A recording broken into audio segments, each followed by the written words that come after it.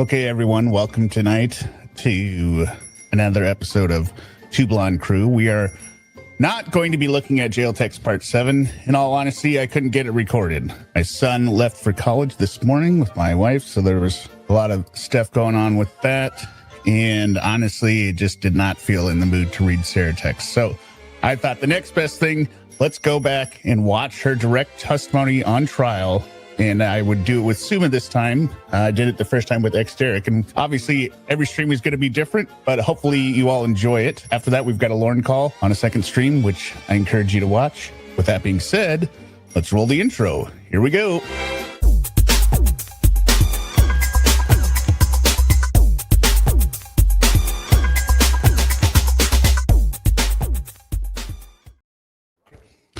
Hello, chat. Hello, Suma. Hello, everyone on Replay Crew.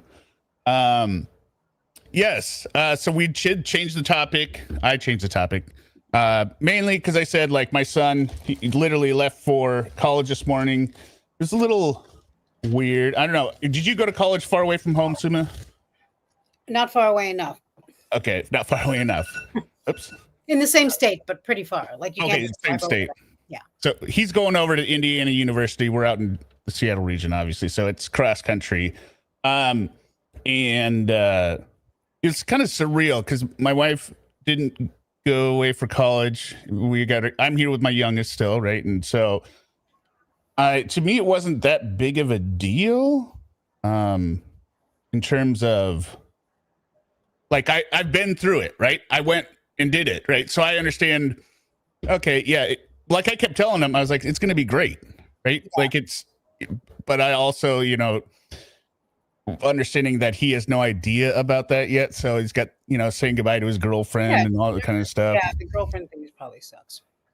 I think it's good that my wife and him get to have a cross-country driving trip for the last 5 days, because they're going to see some stuff along the way. And then she's flying back. But it went off without a hitch. And so now I just got to worry about getting a paying physician, right? So, yeah. And Sarah was just bringing my mood down. That's right. I do have a couple new things, though. I recorded some new super chat videos, which we will use. I've got 9 of them, or 10 of them, which are all different. So we will use those at different places, but we're going to go with the direct testimony here. I still have my notes, my 13 pages of notes from the last time I did this on my very first stream with Derek on Sarah Boone. But I just love this testimony. It's so bad. It's good. Right. Yeah. I mean, I have no words, really. She is one of a kind. Thank God. All right. Reflect all hands have been raised. And just to remind everyone, I've taken out these sidebars. The audio is cleaned up a little bit. We got a timer in the corner, which helps me when I click the button, so I know where we were before I clicked it off. But yeah, here we go. Oh. With that, state has rested. The defense is going to put on a case. Defense, Mr. Owens, you can call your first witness. The defense would call Sarah Boone. Ms. Boone, would you please tell the jury where you were born and raised? Atlanta, Georgia. Atlanta, Georgia. You were born in Atlanta? Born in Atlanta. And how long did you stay in Atlanta before you moved here to Florida? I was 3 years old, 3 or 4. Okay. And from that time, y'all moved, you and your family, your mother and father, moved to Orlando? And my grandparents. Okay. You all moved down from Atlanta down to Orlando? Yes, and my 2 brothers. Okay. And were you raised here essentially from that time on? Yes. And you've resided here in Orange County, Florida, that entire... Especially she doesn't say, and they're all dead now. But she can't because it's not factually correct, right? Yeah, because that's not fair. And all these people are dead. Yeah, she doesn't say, but I didn't have my blind, deaf, and deaf dog yet. So she said she had her 2 brothers. Did she have a sister? I mean, I didn't really pay attention. She's a half sister, but she's a half sister. Okay. Yeah, I don't think there's any relationship there at all. So her 2 brothers are still alive. Yeah, one is in prison and one is the one in the military. So when she keeps saying her entire family is dead, she's basically referring to her parents. Parents and her grandparents, because everyone's grandparents are alive. She has a multi-generational family. I don't know if you know that. Her family goes back generations. I don't know that I would include the death of any of my aunts and uncles in like the mortality rate of my family, right? I don't think I would. My parents maybe, right? It would be specific, like my parents are dead. But when you're in your 40s, that's not all that uncommon. And I think it's really just your spouse and your kids, maybe, or your siblings. Yeah. But I don't know. It's not.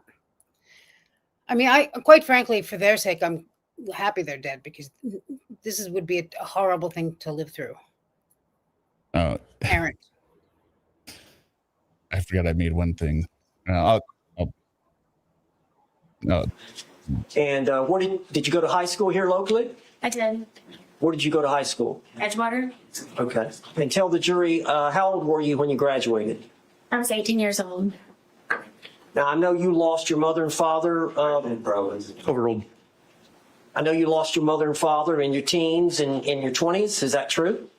I lost my grandfather when I was a sophomore in high school, and I lost my father when I was a senior. And then my mother. What is TD? Does she have TD? I don't know. What is TD not intentional? And again, yes, 100% agreed, Baba Ganoush. Who gives a shit about any of this stuff? Right. But, it's the only thing they can talk about that's not horrifying. Right. Let's drag our heels on this background information, because it doesn't. Try to make get some kind of sympathy from. I also don't forget he doesn't know yet what she's about to do throughout. Tardive dyskinesia. That sounds like Latin. I just tardive dyskinesia. Tardive. I don't know it. No, face ticks. Oh, that's how I know the word, because I looked it up once, probably, and I think she's biting the inside of her lip, trying to. She might, but she's got her blinking going, right? All of that nervous energy that she does manage. To her one credit, she manages to not explode on the stand, which for her has got to be the ultimate act of control. But all of that energy has to go somewhere. It has to go somewhere, because your adrenaline is just through the roof, because you're trying to tell this stupid lie for the right to not be in prison forever. Yeah. But I think because when she's doing like this, I think she's trying not to smile. I don't know. No, I think she's biting her lip. I think that's just it. Biting her lip and her blinking. Yeah. Passed away a few years after that, and then my grandmother passed away after my mother died. All right, so you were in your 20s. What? But I wonder if she's wearing a diaper. Oh, well. Do they allow those in prison? I don't think so. Only if Brian bought her some. This when all that was going on? Yes. Okay. And then at some point in your 20s, you met Brian Boone? I did, yes. All right. And how long did y'all date before you married? A good handful Agreed. of years. I helped my family with paying mortgage and bills for the house since my father had. So there was a time when she paid a mortgage, when she was helping her family pay a mortgage. Yeah. I guarantee that never happened. Well, you don't think she could toss 20 from her, I think she job? could, maybe, but she wouldn't. And I mean, it's just not. She's working at Orange Julius at the mall, right? Yeah, she gets her paycheck. She said in that little game show she was on, that she spends her money at the mall looking for guys. She was on there with the sex offender brother, right? This is the same woman who, I think so. This is the same woman who said that she was going to work herself to death on the outside. Well, yeah, I mean, anything she says ever. When your baseline is nothing, right? That's your baseline, doing nothing. So then you could essentially work yourself to death. If survival is baseline nothing, then getting an actual job to her versus somebody who's a baseline of working, getting a second job, that would be working yourself to death. The first job is working herself to death. Right, but that's not what she's talking about. Passed away, and my grandfather. So So you worked outside the home? I did. Okay. Can you tell the jury when you said you and Brian Boone dated for a while? Do you remember when y'all married? I do. Could you tell the jury when y'all were married? The year? Yeah. Um, Do you remember the date? it happened to be, yes, that after my mother passed away, that he had waited Objection, to ask me non-responsive. to marry him because he knew it would be, I would. Sustained. Just answer the question if you can, Ms. Boone. I would have been a lot quicker on these objections. Are you a little bit nervous? A little bit. Okay. Well, just Oh, tell. look at that little cute smile. Oh, I hate that smile. Yeah, she's really disgusting. Wait, this is not good. Why is it already here? I think this is not the full file. Well, I will have to find this here in a second.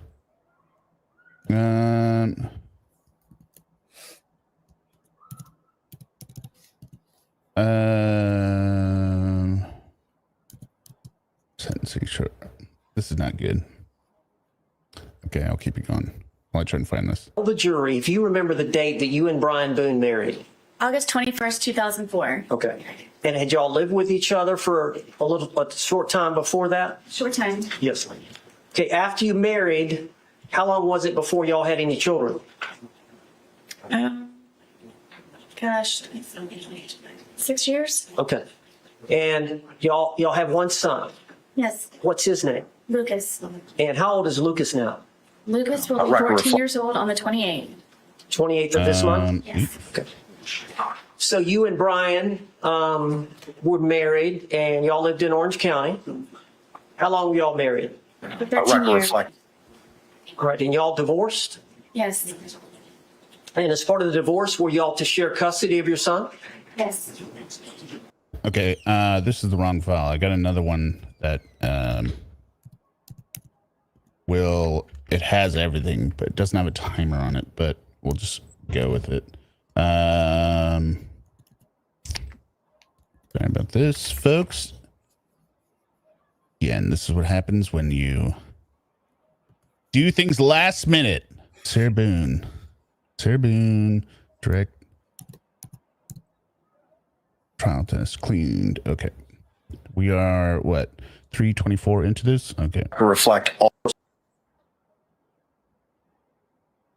Were y'all to share custody of your son? Yes. And so y'all would split days? Would that be fair to say? Yes. Okay. Hello, Chinika. Sometime after you and Brian split up, did you meet George Torres? Yes. All right. Could you tell the jury how you? That's not correct, right? She met him before they were. Of course. Okay, yeah. She's cheating. Yeah, she's a cheater. She's a liar. She's a drunk. met George Torres? I met George when This is not, I decided to. What? This is one of my favorite parts coming up right now. Yeah, well, she's trying to tired of trying to patch things up with her. Yeah, she was kicked out of her marital home, and she's gonna buck up.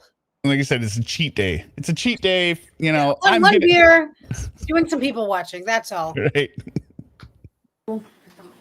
Buck up, I guess, and Buck I up. was tired of trying to patch things up with my ex-husband, and I decided to go one day for a walk across the street and go have a beer by myself and sit and people watch just to get out of my house and a change of scenery. All right, now is this your? Change of scenery. So she even herself, she knew how important changing the scenery was, right? Just like she would do with George many Nothing times. she didn't do for herself. You see. So does that mean that she is also full of rage, that she needs to change her scenery, or else she might? I don't know. Well, anytime alone with Sarah, you need to change the scenery, I guess. No, this is the marital home. Okay. Where is that marital home? Winter Park? You're no longer living in that marital home? No. Who lives in the marital home? No one. It has been sold. Okay. So you met. So I was a little confused by this because when I was looking at the documents, and somebody just clarified. So when, on the documents that Brian's lawyer submitted, stating the parental history or the location history of their son, right? In terms of custody, it said both at one address, then with the mother at one address and the father at the address between the divorce and her incarceration. And then since then, his address since February 2020. But the address he lists for her is the same one that he has after she's incarcerated. So I think I'm wondering, is that just reversed accidentally by his lawyer?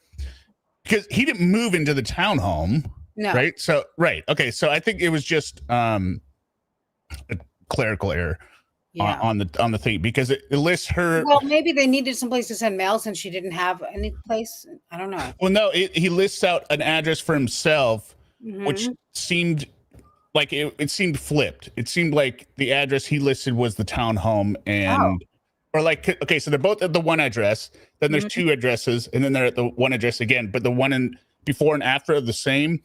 But she's listed as living at the address by herself in between, which was an error in my thinking. I don't think that was correct. George Torres, before you got the apartment. Yes. Okay. And you met him at a bar across the street from the marital home? Yes, we had a mutual friend there. Were you introduced? Wait, mutual friend. Wait, what's she saying here? Her friend.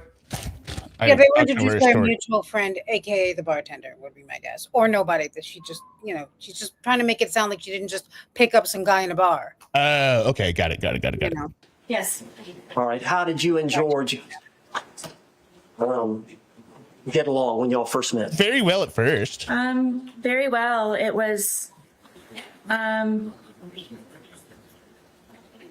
strange how quickly we hit things off and had so much in common, and I never thought that he would be interested in someone like me, and Well, that is a true statement. That's at least self-aware enough to know that why would anybody be interested in me? Now, didn't she say, yeah, exactly, Tanika, that's something. The bartender, they both know the bartender by first name, therefore it's a mutual friend. Or alcohol, yes. That's alcohol. what I thought. Either the bartender or no mutual friend. She's just trying to make it sound like, Booze. Yeah. I mean, if she's only went there on a fluke thing to buck up, why she got a friend there? I think I always like the fact that you can just rotate the N 90 degrees and it becomes Sarah Booze. Like the little things that the universe has aligned for us.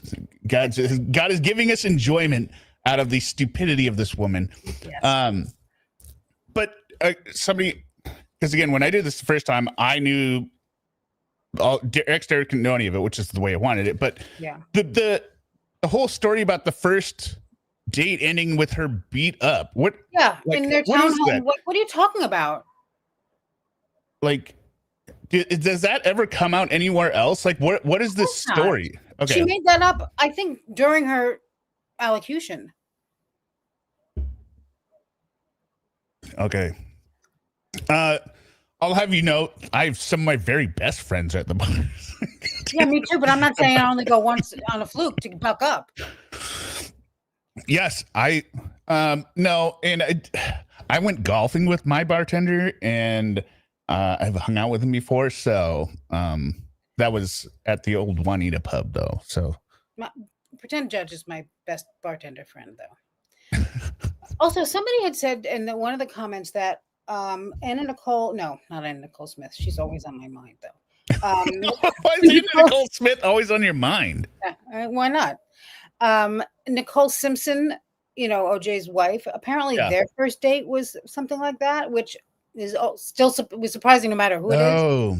But I don't remember ever hearing that. But I don't know if Sarah needs that reference to make that story up. It's so insane, but it's possible that is where she got the inspiration. That's what liars do. These true crime liars, they will take somebody else's bad. Oh yeah, for sure. True crime, and Sarah, they will I try can and use make it. other stuff up too that is so bad that you'd never hear it anywhere. I don't know. Once again from the chat, we're trying to solve a mystery with Lorne.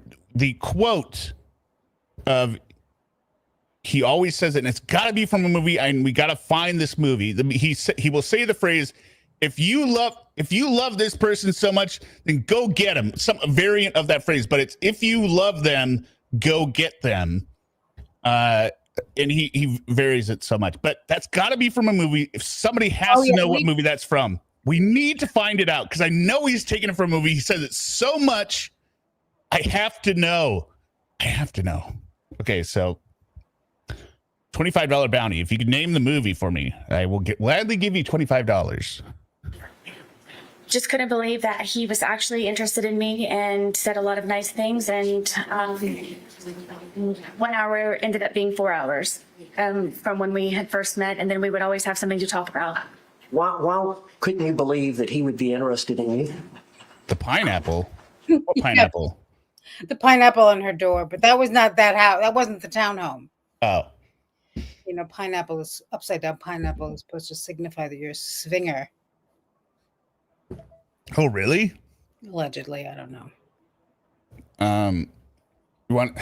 Here's something embarrassing. So my wedding ring is on my right hand, and it's a long story of how it got on there, but basically I had a problem with my left hand at the time, but then my finger got too fat, so I can't take it off. But apparently wedding ring on the right hand means several things, none of which I am. One is swinger. Oh, really? Well, in Germany, it just means you're married. So I looked it up.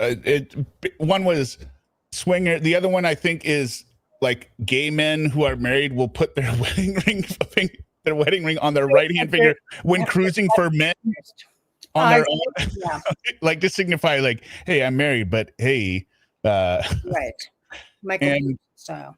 Yeah. So, yeah, I got to lose some weight and get this. I've tried the whole floss thing. It did not work. Whoever needs to get a ring off a tight finger, Windex, I promise you, if it can come off, that will take it off. It's shocking. It's amazing. All right. I'll try Windex. He was very handsome. He was very funny. He was smart, and I would show up and Goodwill Hunting. Is that what it's from? If you like her so much, go. Okay, I'm gonna. No, I mean, I know there are sentiments of those statements, but it's got to be the exact statement. If you love him so much, then go get him. And it's saying it. Okay. It's not a friend saying it to them of like, you love her, go get her. It's like, if you don't love me and you love them, then go get them. Right? It's a jealousy thing. Workout clothes and disheveled hair, and the aristocrat. I guess I kind of felt broken from being in the process of the divorce that he knew about. But then one of the things that we could relate also was the fact that he was here in Florida because he had just been divorced from his second wife. So that was another topic that he and I could compare notes on. Compare notes.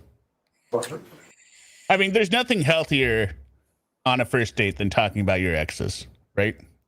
I think that's generally agreed by all psychologists. The foundation to a good relationship is immediately talking about your toxic ex relationships, or every toxic as you view them, over alcohol. That's a solid foundation.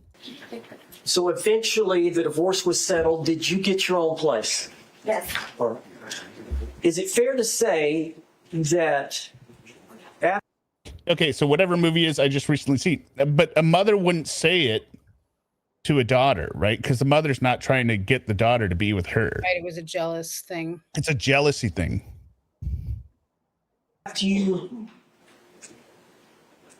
at first you lived in your parents' home, correct? Yes, until I was married. And then you moved directly in with Brian, Yes. and then y'all lived in the marital home, correct? Yes. And then you got this apartment. Yes. So that was the first time in your life that you actually had your own place. Yes. And what was the It's not from a movie. It's absolutely something he stole from mom yelling at Dale or at his dad or his siblings in teenage drama relationships. Right. But his mom would have gotten it from somewhere. Like it's too movie-ish to not be from a movie. Can you move the chat to the top of the screen? I can't move it at all. It doesn't. I don't think so. No, I can't move it. I'm just asking because someone asked. Yeah. I wish it would go to the top of the screen, but is the two blonde crew thing behind it making it? I can change that to this. Oh, did I get rid of it? Is that no? It's not much easier to read. It's okay. I just thought I'd ask because I saw the question. The address. 4748 France Court, apartment number 3. And what city Is is that that in? fair to say, Larry Powers? How far is that from me? Seaman doesn't understand that inside joke. We'll talk about it on the Lorne stream. 20 minutes. Okay. So you got that apartment, and initially were you by yourself? No. All right, tell the jury. In the almost year, 10 months of separation from Brian, my ex-husband, that is the time when I met. Meowgarita, I will download the movie and look. That's he listed out his favorite movies on MySpace, on his MySpace page. And I looked through those and it wasn't in those. One was Legends of the Fall. The other one was... It doesn't have to be one of his favorite movies. Well, I just figured if it was one of his favorite movies, that's where it'd be from. Legends of the Fall, Far and Away. George. And my ex-husband was trying to buy me out or force me out of our marital home. And I needed to find somewhere to live. And So did you and George agree to rent You the can save apartment? us, Chris. You can Yes, save me one from of my the- insanity. I needed extra income. We could not afford it just on my own. You were receiving some income from the marriage settlement, were you not? Yes. So some income implies that like it's part of a greater whole, but she had no other income, right? All of her income was from the marriage settlement. Yeah, Right? of course. Okay. And she burned right through that at Publix. Yeah, that's what I asked earlier. Hello, baby. Like the first date was supposed to be like OJ Simpson. Well, they would tussle. They were tussling, right? As OJ would put it. So you did have consistent monthly income coming in from the marriage settlement, For the most part, yes. but you needed more They were on a live. break. Yes, to pay the bills and for rent. So did you and George have some agreement? We did. All right, what was the agreement? The agreement was that if I decided for he and I to live with one another, because it would be under my name, that So it's a one-way decision, right? There's when you say let's move in together, it's just the person saying, okay, now you're going to live with me, not a mutual decision. Yeah, I mean, he was, I don't know what you can't go by anything she says, but it seems to me like at first they were, crazy in love, emphasis on crazy. And she'll move in with anyone who's going to help pay her rent. Yeah. Once she can get him in there and get the money, then it's a lot easier to control somebody when they live with you. She's also very stupid because my guess is that had she found an apartment it was only $1,000, the rent, I think. And had she found an apartment for $1,000 and put that in her expenses before, when they were, I don't know why she only got $1,000 if she had to live somewhere and pay rent. Well, because I think she was expected to work, which Sarah, eventually, but I don't know, and I also think I think most of that is bullshit, honestly. well, no, okay. So it's imputed that, okay, you have this discrepancy in lifestyle and here's your monthly estimated expenses, but alimony is never going to cover all of that because it's implied that, hey, I'm going to get a job. Yeah, well, they usually lower the alimony as you go, like as you get, you're kind of supposed to get on your feet kind of thing. Right. But even a minute, what they'll do is they'll factor in a minimum wage job. You can at least get a minimum wage job. If you're working full time, 40 hours a week, minimum wage, it's X amount per month. Okay, so here's your living expenses. Take off minimum wage at least, up or down based on education, maybe estimate of like, hey, you should be able to get at least something that pays $10 an hour or whatever, right? So I don't know. I remember once on Caricatures, she interviewed one of her neighbors from when she had first moved in, and he said that Brian was there all the time at the beginning. Never George. Yeah, it's weird. Yeah. I mean, we just cannot go by anything she says. And I mean, I know George is on the lease, but I don't know when she put him on there and if she really needed him on there. And, I'm sure Brian would have co-signed with her, at first if she needed. And I'm sure she could have gotten an apartment for a lot less money too. I'm guessing Brian didn't want some. Yeah. I'm guessing Brian did not want to be co-signed on a lease. Right. She did have money. Potential is right. I forgot she got that settlement. So. And she probably needed George on there as another because she didn't have a job, right? So if you're like, my only income is $1,000 a month and my rent is $1,000 a month, they're not going to approve you. You'll be like, well you're going to immediately $6,000 in the bank. Yeah, I guess. We're assuming she didn't spend it all on vodka by that point. She just got the apartment when she, before she really got settled in her lifestyle. Yeah, but well, if you're gonna, it was. Chidika, do you know how hard it was to find a job from 2018 through 2018? She was constantly looking for a job. It's especially hard to keep a job when you get arrested the night before your second day of work. Yeah, I've heard. Or if you're like Lorne getting sprayed by a skunk. Right. That he would help with the monthly bills and on a regular basis where it wouldn't be something that I would have to argue with him about. It would just be an automatic. Right, Kathleen. Make sure that everything's paid first and then from there, hopefully have some fun with it. Okay. So I understand. Hopefully have some fun with it. Enough fun for two people or just one person? Because have a really good time. I know how much. And she was arrested for calling 911. I was listening to that the other night. Maybe it was my own video when I listened to it. I'm like, so was that on the police report? Like, charge calling 911? Tell me to call. You guys always tell me to call. From that point on, would it be fair to say? I don't even remember the question at this point. No. Lawyer B. What was the question that she was asked? Because it's not in my notes. I don't remember. That y'all saw each other on and off for about the next 3.5 years. I love this. No. Yeah. My favorite. No. We were, I would consider us a couple. At some point, he asked me to marry him. It's also called a proposal, right? Like there's a name for it. Engaged, you asshole. Okay.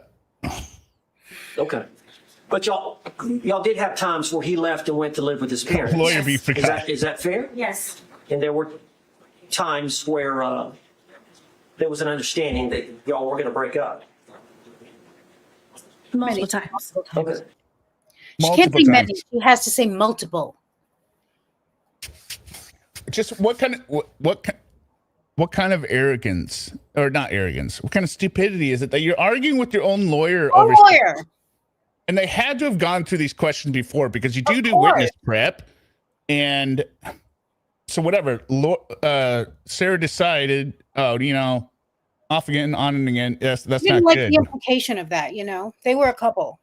Well, it's because she read somewhere in Terrifying Love, the book that's in front of her, that you need, in order for the domestic abuse, you need to have a continuous relationship. So if I broke up with them before, that means I could escape. So that's not going to work, Mr. Lawyer. So we got to rewrite the narrative on this one. Yeah, this idiot. This idiot, he doesn't know what we're doing here. He doesn't understand the goal. Or the law. Or the law. All right. So, again, on again, off again. Yes. This was actually before we. Yes? Because you said no before. A second ago. What a Multiple times. We had our apartment. That was, I guess, our dating phase. Okay. Dating phase? What other phase was there? They dated and then she killed him in that apartment. So what other phase? Sodomy phase, which came very soon after. The sodomy phase? Is that what we said? The urinating on herself phase? Oh, Here we go. Send me money. Send me money. Send me. Pretend judge, $2. Thank you. Now we get to see one of these new clips. Now I have 10 of them. And just to let you know, this isn't necessarily the genre I would prefer, but I just can't. There's multiple things in here, and I tried to make it like a rap, but here we go. Wigs, voices, money, meow, meow, hear me out.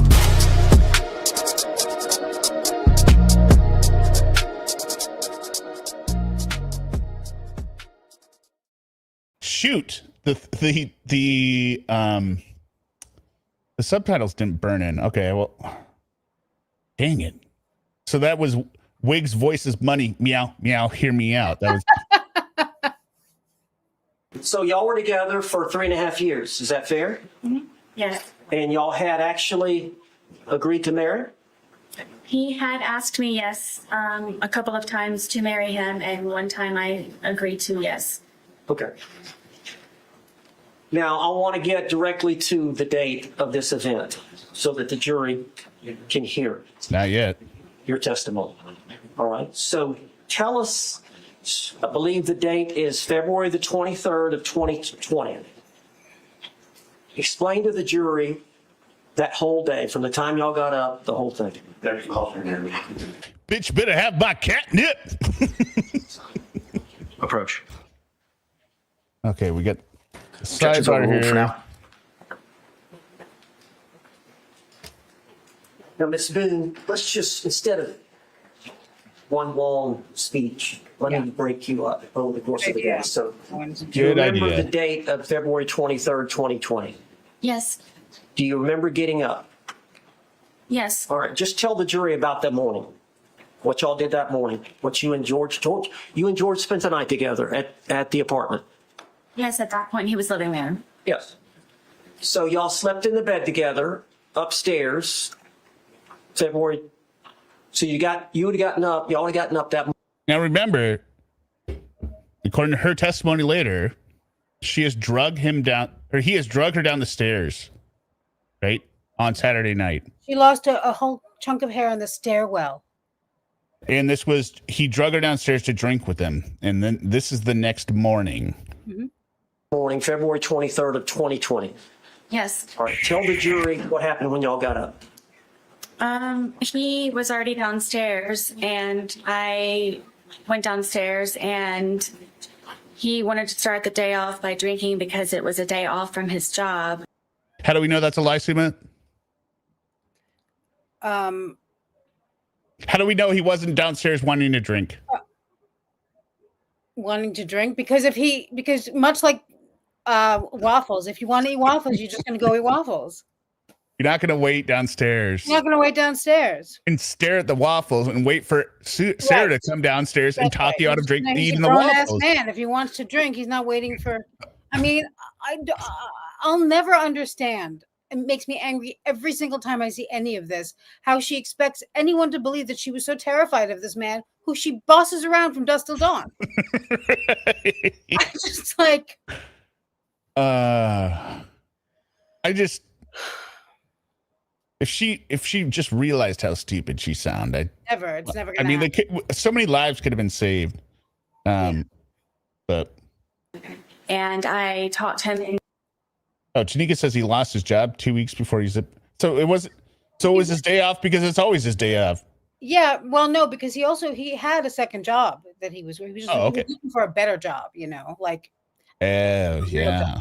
And I have a theory that his job at Ace was full time before he met her, but they had to lower to part time because she was impossible. And he kept showing up late or something. Yeah, or she wouldn't let him go at all. I mean, those crazy drunk jealous types, they will destroy your life. To cleaning and tidying up the house for a sense of accomplishment. Oh my God. And again, like I said this in my other one, like she has no job. Why is this house getting so dirty all the time? Like she should just be able to dust for a few hours in the morning, but they're stumbling around drunks, they're destroying it. I don't get it. So that is what we did for however long that it took. So we did tidy up the house and got everything in order. And now she says, well, I know, I guess this goes against my compliment that why should it be so dirty, but she can't even see clean. She tidy up. So yeah, she's very fancy. there's a difference between tidying and cleaning, right? Tidying is just taking something that somebody would consider clean already and just making it that much better, like dusting the wiping down the blinds, just doing some extra stuff. I mean, hours they were cleaning for. And also she carries on about her son coming. If she allegedly is supposed to see her son, she's supposed to have her son for several days every week. We should be ready for her son. I mean, what it's like someone in my comments said it's like she's getting ready for some dignitary to come visit her. He's a 9-year-old boy. I mean, he should be there all what I mean, I don't know anyone who has children who shares custody or get the place ready for the kid. Sorry, I missed this one. Chris Boyer, $2 super chat. I guess we got to get another video here. Let's see here. I'll be right back. I'm just getting my. Okay. Exterior questions, money, meow, meow, hear me out.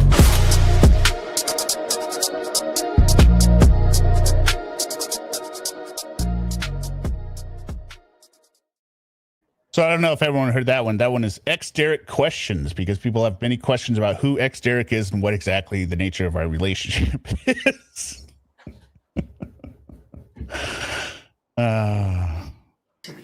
It was kind of a reward, I guess, to be able to sit and enjoy ourselves and sit on the backboard. All right, what do you mean by cleaning up the house? What did y'all do? We swept and mopped. We folded some of the laundry. I know that we did the dishes, emptied the dishwasher, just general run-of-the-mill tidying up. And did you have your son coming the next day? Yes, that was one of the reasons why we were able to do that. What was the arrangement you had in terms of the next day would have been your day to pick up your son from school? Yes. What time would you pick Lucas up from school the next day? I believe his school ended at 3:00. Okay.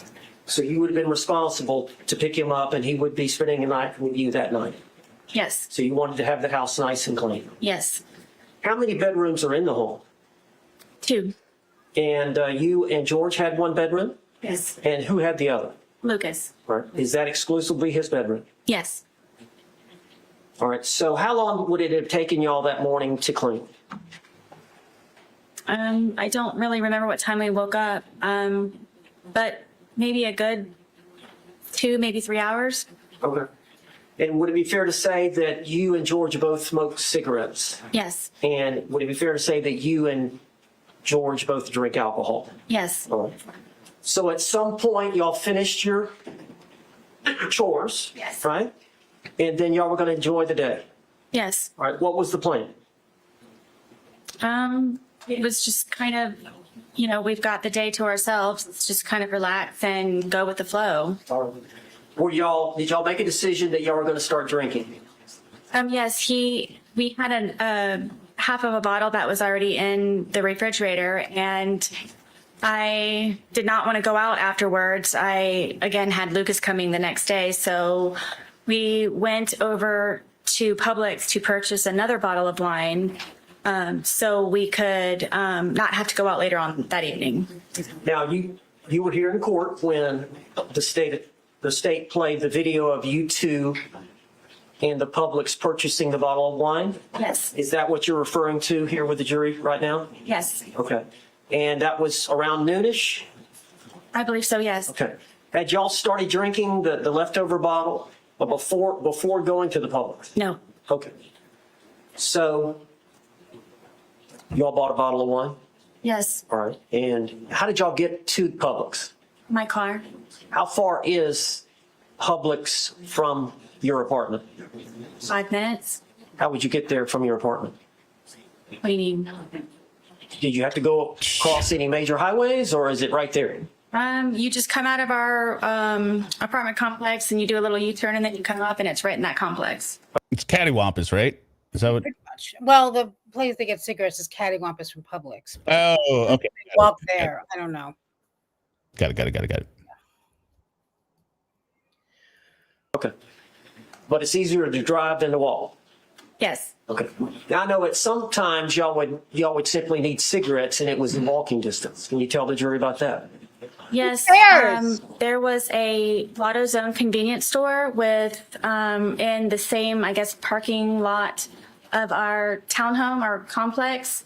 and it was just a straight shot from our apartment to a back gate, and you could get right into the convenience store from right there. Okay. But y'all went over to get that bottle of wine around noonish, and how did y'all you took your car? Yes. Did George have a vehicle? We did not. What a loser. And how did you pay for the wine? With my debit card? And then y'all came back and started drinking? Yes. Okay, tell us what you did when you got back from the Publix. Just went on the back porch where we usually spend our time because we're able to smoke cigarettes outside as opposed to inside. And Is cigarette smoking not allowed indoors? it is not. Okay. Do you have pets? Yes, I do. Well, did you have pets? I did, yes. Okay. Were they with y'all there that day? Yes, my dogs were with me all the time when I was there. How many dogs do you have? I have 2. And just what are their names? Penny and Tess. Helen and Keller. Stop lying. Beep. And what is the breed? They are red Boston Terriers. And are they both disabled? Yes, Penny is blind and Tess is deaf. So when y'all went out to smoke on the back porch and drink, I assume, as well, correct? Yes. Do y'all take the dogs out? Oh, yes. All right. Is there a place for them to do their business out there? Yes, I extended our back porch for them to have a little bit of area as How? I don't understand this. When she talks about extending the back porch, she's not what does this even mean? Extending the back porch? Like, did she build I don't know something? I have no idea. And I've looked, of course, at that back porch and tried to figure out what the fuck she's talking about. I don't know. And what? And you have to. She's not a landscaper. I mean, it's not. It's on the same property as everyone else's is. I don't get it. And what's the point of the lie? Like, yeah, is again, I it don't just know. to? I think the point of the lie is because in all of her lies that are like, "Why are you doing this?" There's usually some horrible truth behind it. My guess would be that there was a lot of evidence that those dogs were doing all their business in the house, despite her carrying on about. Oh, gotcha. Yeah, that makes sense. Yeah. And plus, it just makes her look like a caring person, right? Because she's having a blind dog and a deaf dog isn't enough. She's extending porches. She's giving it her all. Yes. opposed to going from a large backyard from my marital home to our little townhome. And they would come out there and do their business, and I would open the gate and then walk them in the back part of our apartment. So you and George were just going to enjoy the day together? Correct. Is it fair to say y'all don't have a lot of money? Yes. And so y'all were going to do something there in the home? Y'all weren't going out for dinner or? Yes, we primarily, I would consider us homebodies as opposed to going out and partying and doing this and that. I think the last thing I would describe Sarah as a homebody. She is somebody that definitely goes out and gets wasted all the time. I mean, she'll go out just in the property of her townhome without any clothes on, if need be. Okay. And how long do you think y'all were out that afternoon outside? A few hours. All right. Could you tell the jury what y'all did during that time? We have a dartboard that's out there, and we just had drinks and we're just really enjoying each other's company and talking about, things upcoming. We both were looking for a job and just kind of, I guess, encouraging and supporting and planning. And Well, now you said he had a job. Was he looking for a job, a second job? What is this? Like, you're both online. Hey, you could do it. You Sarah can do said it. so much I'm looking for a job yet never quite. Managed to find one. Yeah. And, and the body cam on scene the day of, Brian's like, I don't know, she's always getting great opportunities, but somehow nothing ever comes of them. Well, she had that one with the 4th highest baseball Well, highest I mean, paid. she's constantly looking for jobs. Like, what happened with that job? You know, She probably got fired immediately because she immediately, got drunk and didn't show up or got arrested, or or she just bothered everyone. Like it's probably not a high level. She wasn't hired in for negotiations, right? So she was probably just maybe. I mean, I don't think she would work at a bar, but I picture her work that. Well, if she could get a discount at a sports bar or something. If she could get a discount. Yeah. She's gonna 100% do that. My screen is frozen 1 second because I gotta select super chats. Not because it's below her, but just because I honestly don't think she could get that a job at a bar. Well, I think probably bars would not want to hire an alcoholic who's going to drink all their inventory. Alcoholic, but I don't know. Most of the bars probably knew her well enough to know that they don't want her working there. That's another great point. They're like, no, she's going to be drinking and she's going to be hitting on the patrons half the time. Yeah. Okay. No, the job that he had was very unstable, and at that. So he was looking for something to. Yes. Versus she was consistently Sarah's unemployed. downtown with a discount. Sorry. No, she's consistently unemployed, right? She's none of this inconsistent, unstable unemployment. At that time, yes. Okay. And so during that 2 or 3 hours, would it be fair to say that y'all drank the bottle? Yes. Okay. So would it be fair to say that y'all were feeling the effects of the alcohol? Yes. Okay. Wait a minute. At some point, who made the decision to come in? I did. How could she feel the effects? She can't get drunk. Yeah, I don't get. That's another inconsistency. Also, she says yes and no like that. Like yes, no, exactly the way she says her apartment number on 911 calls. 3. Well, she doesn't want to get drunk as well. She doesn't. It's a kind of a twofold thing. Double pronged. Can't, doesn't want to. Can't and don't want to. I don't want to get drunk. I mean, she can have like a handful of glasses. And if anyone can tell me what the hell that means, I'd love to know. 5 glasses of wine. Right. Then, well, I guess. Yeah. That's right. That's all. Why did you want to come in? I felt that George needed a change of scenery. Okay. So y'all came in and then did y'all do anything else before he left again? Were y'all doing anything? I know y'all did some arts and crafts. What did y'all do? At some point, he went to get another bottle at Publix. Yes. After, I believe it was after it was right before I believe that we had gone inside. Because he called his daughters. I was trying to encourage him to call his family. Okay, now where are his daughters? His 2 daughters are located in Pennsylvania. Call your daughters. Tell what you did to me. Tell what you did to me. Yeah. Okay, I got the subtitles on here. I'll redo the ones we already did. 1 second here. Cash, claws, money, meow, meow, hear me out. Fine. Exterior questions, money, meow, meow, hear me out. All right. And what are their names? Anna and Destiny. And how old are they? I believe that Anna is in her 30s and Destiny may be in her early 20s. All right. Does he have any more children? Yes, he has a son. And where does his son? He is in Pennsylvania also. Okay. So part of that afternoon is y'all came in to call relatives, call family.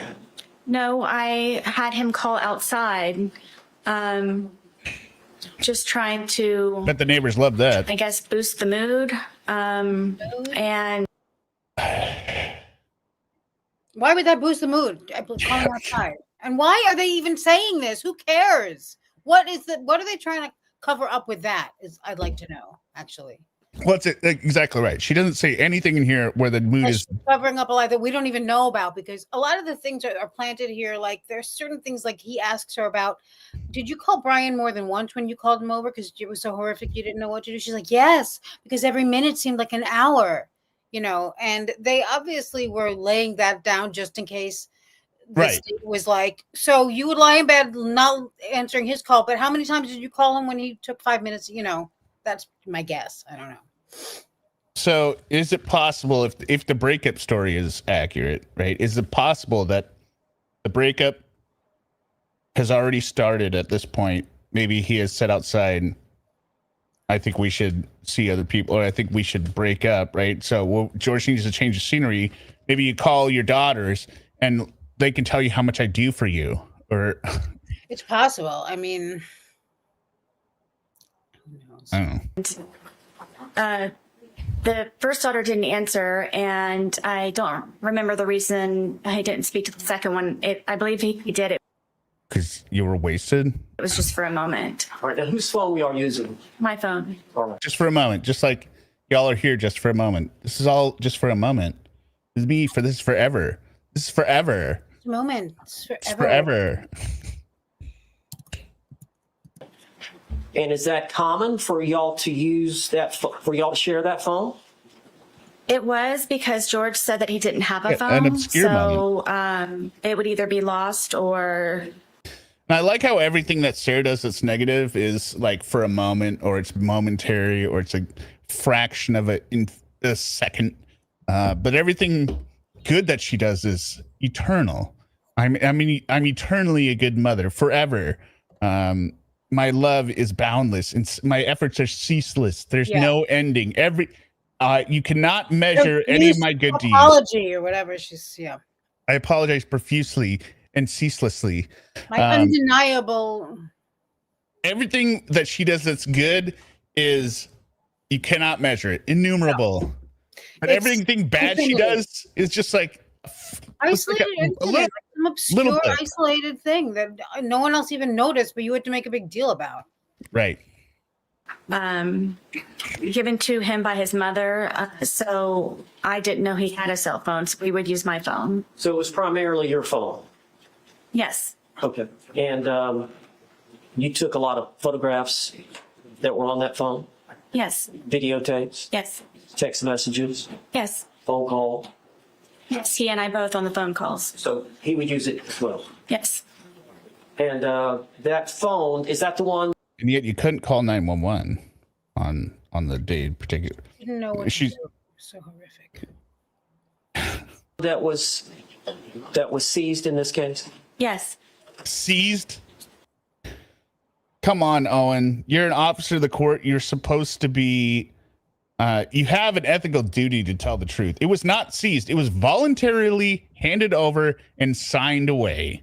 It was not seized. I mean, if it had to be seized, they would have seized it, but. And Sarah would have, if they didn't take it, Sarah would have come the next day and given it to them. Be like, look at this. Look. Right. All right. So y'all called his daughters. And then during that phone call period, did you also call his brother? Yeah. Okay, and which brother was that? John. Now, how many brothers and sisters does George have? I'm gonna list them if that's okay. Okay. It's John, Pharrell, Isaac, Mo, and his sister. Okay. Also, And it's do they all Juan. live? It's not John. It's Juan. And Mo is a girl. It looks like a gorilla. That's what she says. Mo is there, and he's the one in the Ace Hardware shirt. The one who actually. Oh no, that's Juan. My bad. Wasn't Mo short for the one she says in her statement? Mo is Moses. Yeah. But it's not Moses though. It's there's Pharrell Torres, and I thought it was Mosef. Oh no, I think it's Moses. It may be Moises, but it's Moses, I believe. I thought I looked it up. Oh, whatever. Maybe. Yes. Are they close by? As far as I know, Maybe it yes. is What Moses. about his parents? Maybe I'm thinking of the subtitle original translation that it gave me, but Yes. They voices. live here as well? Yes. Yeah. Okay. But his Voices ex-wives sounds more correct. and his children live up said in that. Philadelphia? Yes. Okay.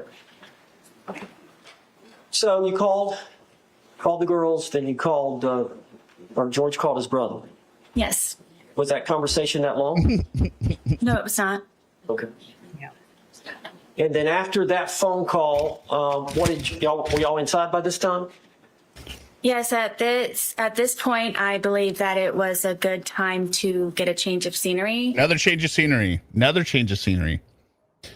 But they were already inside. So how's it a change of scenery?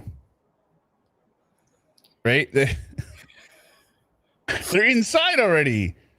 Because earlier she said she needed, she said, Jordan, she needs to change of scenery. Then they called the daughters to boost the mood. Then on her phone, now she wants another change of scenery. Which again, this is not her fault, right? So She didn't need a change of scenery.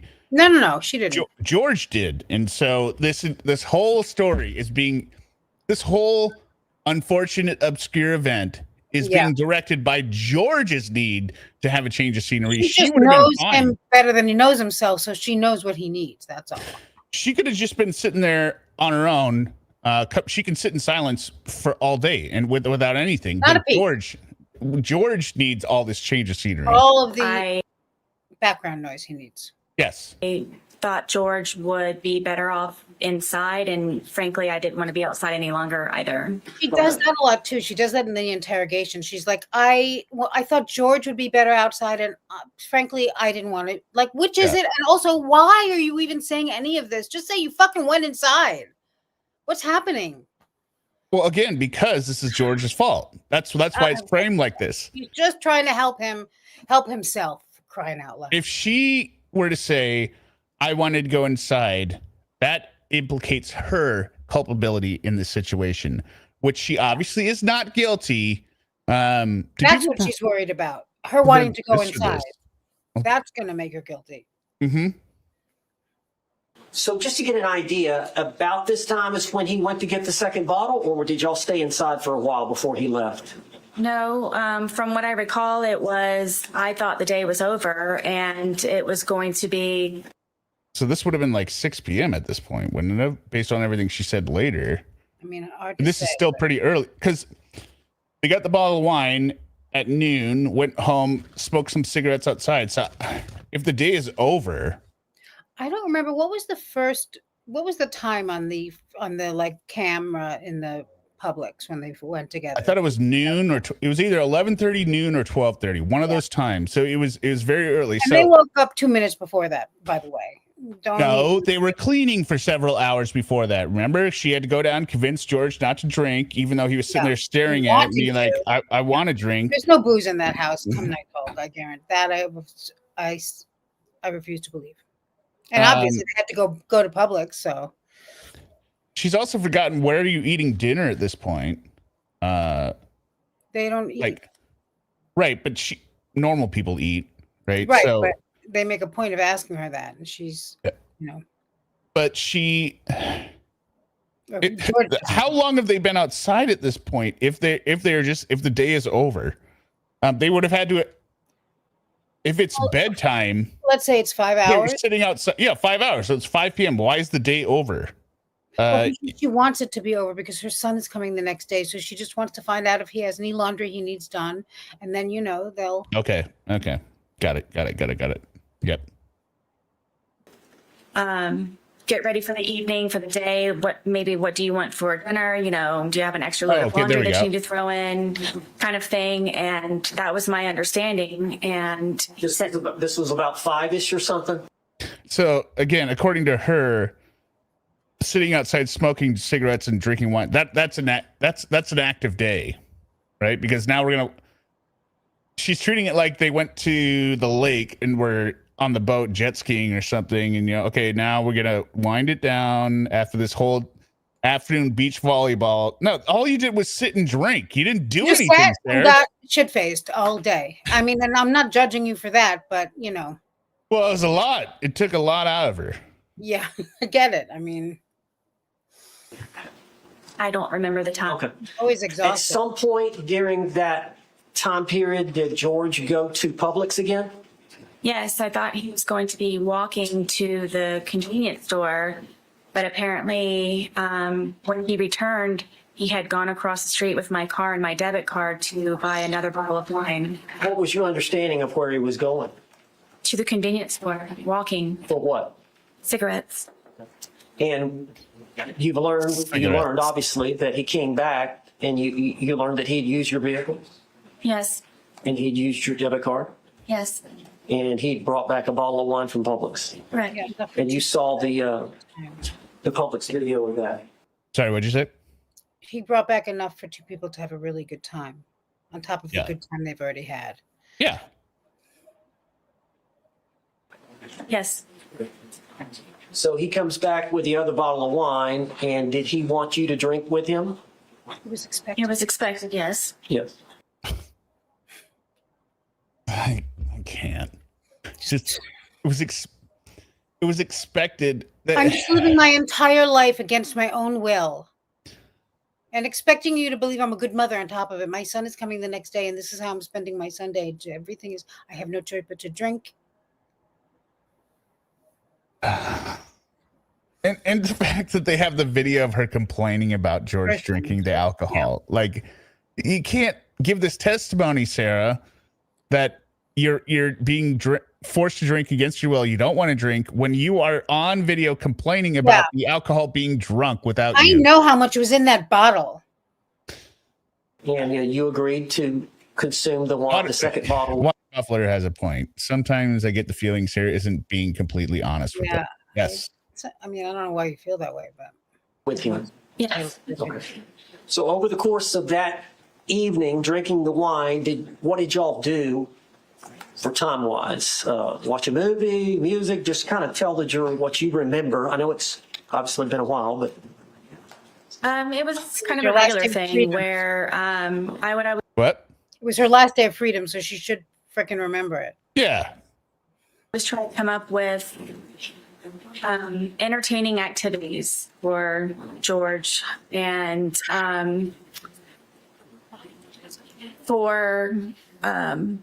I bought a puzzle. We started off at one point doing a smaller puzzle, and then we did that very quickly. So then I purchased a larger puzzle, and I believe it was 1,000 pieces.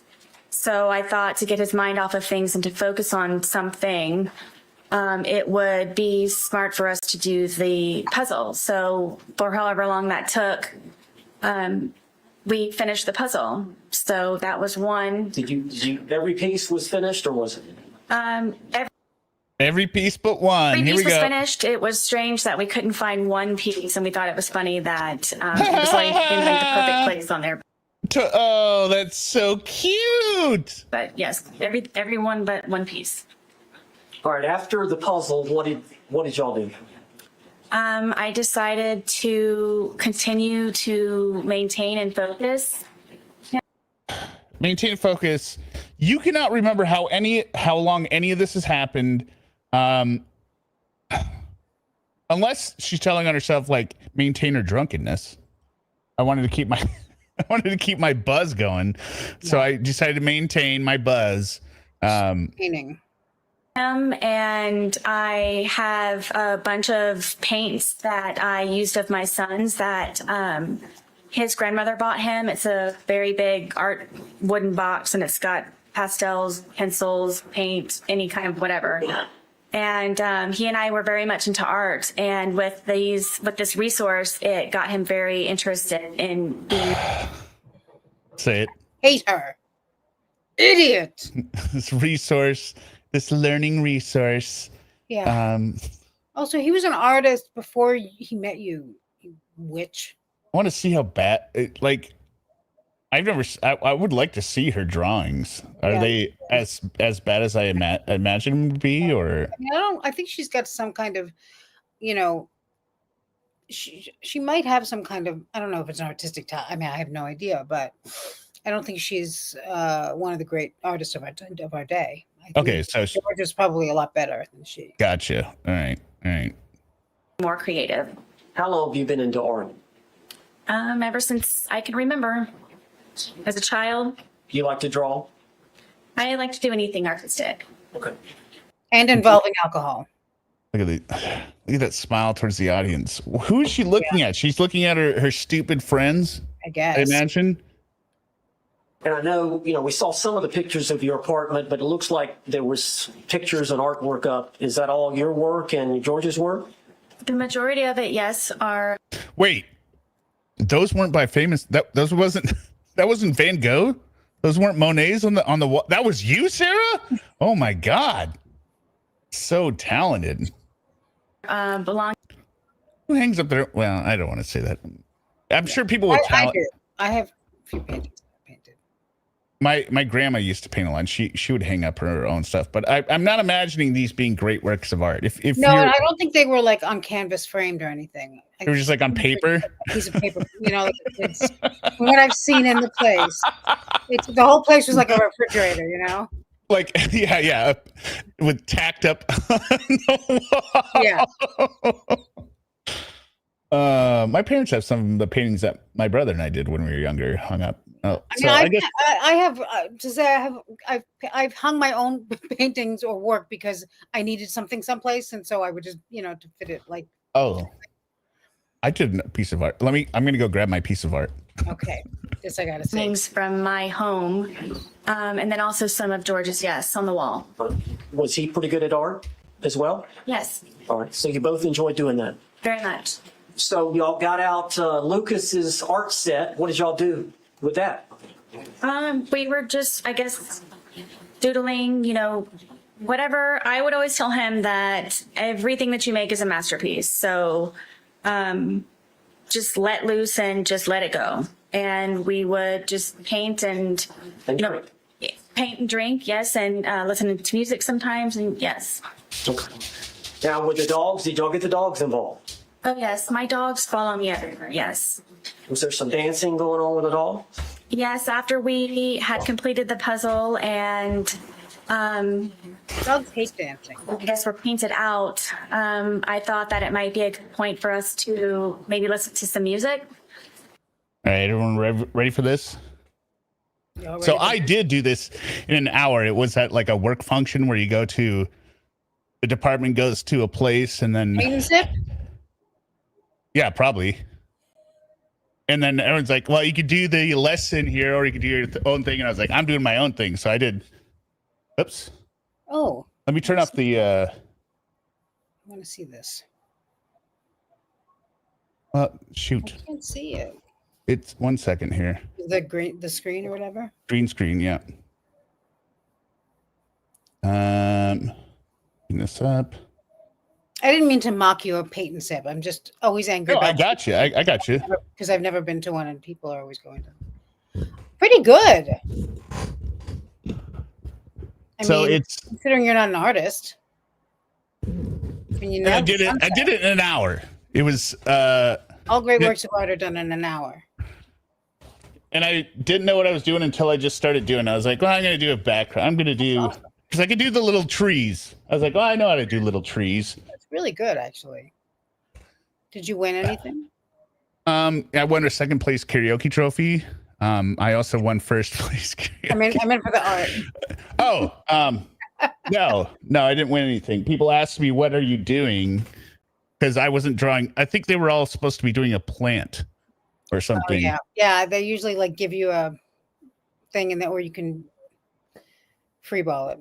The only problem is it's wrong. The sunset, because this is a sunset, but the angle at Deception Pass where this would be happening, the sunset, the bridge that I'm looking at is to the east, so there would be no sunset. It would be a sunrise. So I failed in that sense. Well, that's your secret. No one needs to know. Look on the back. It says it says to my wife. It says her name, but I don't need to dox her. Very touched. Anyway.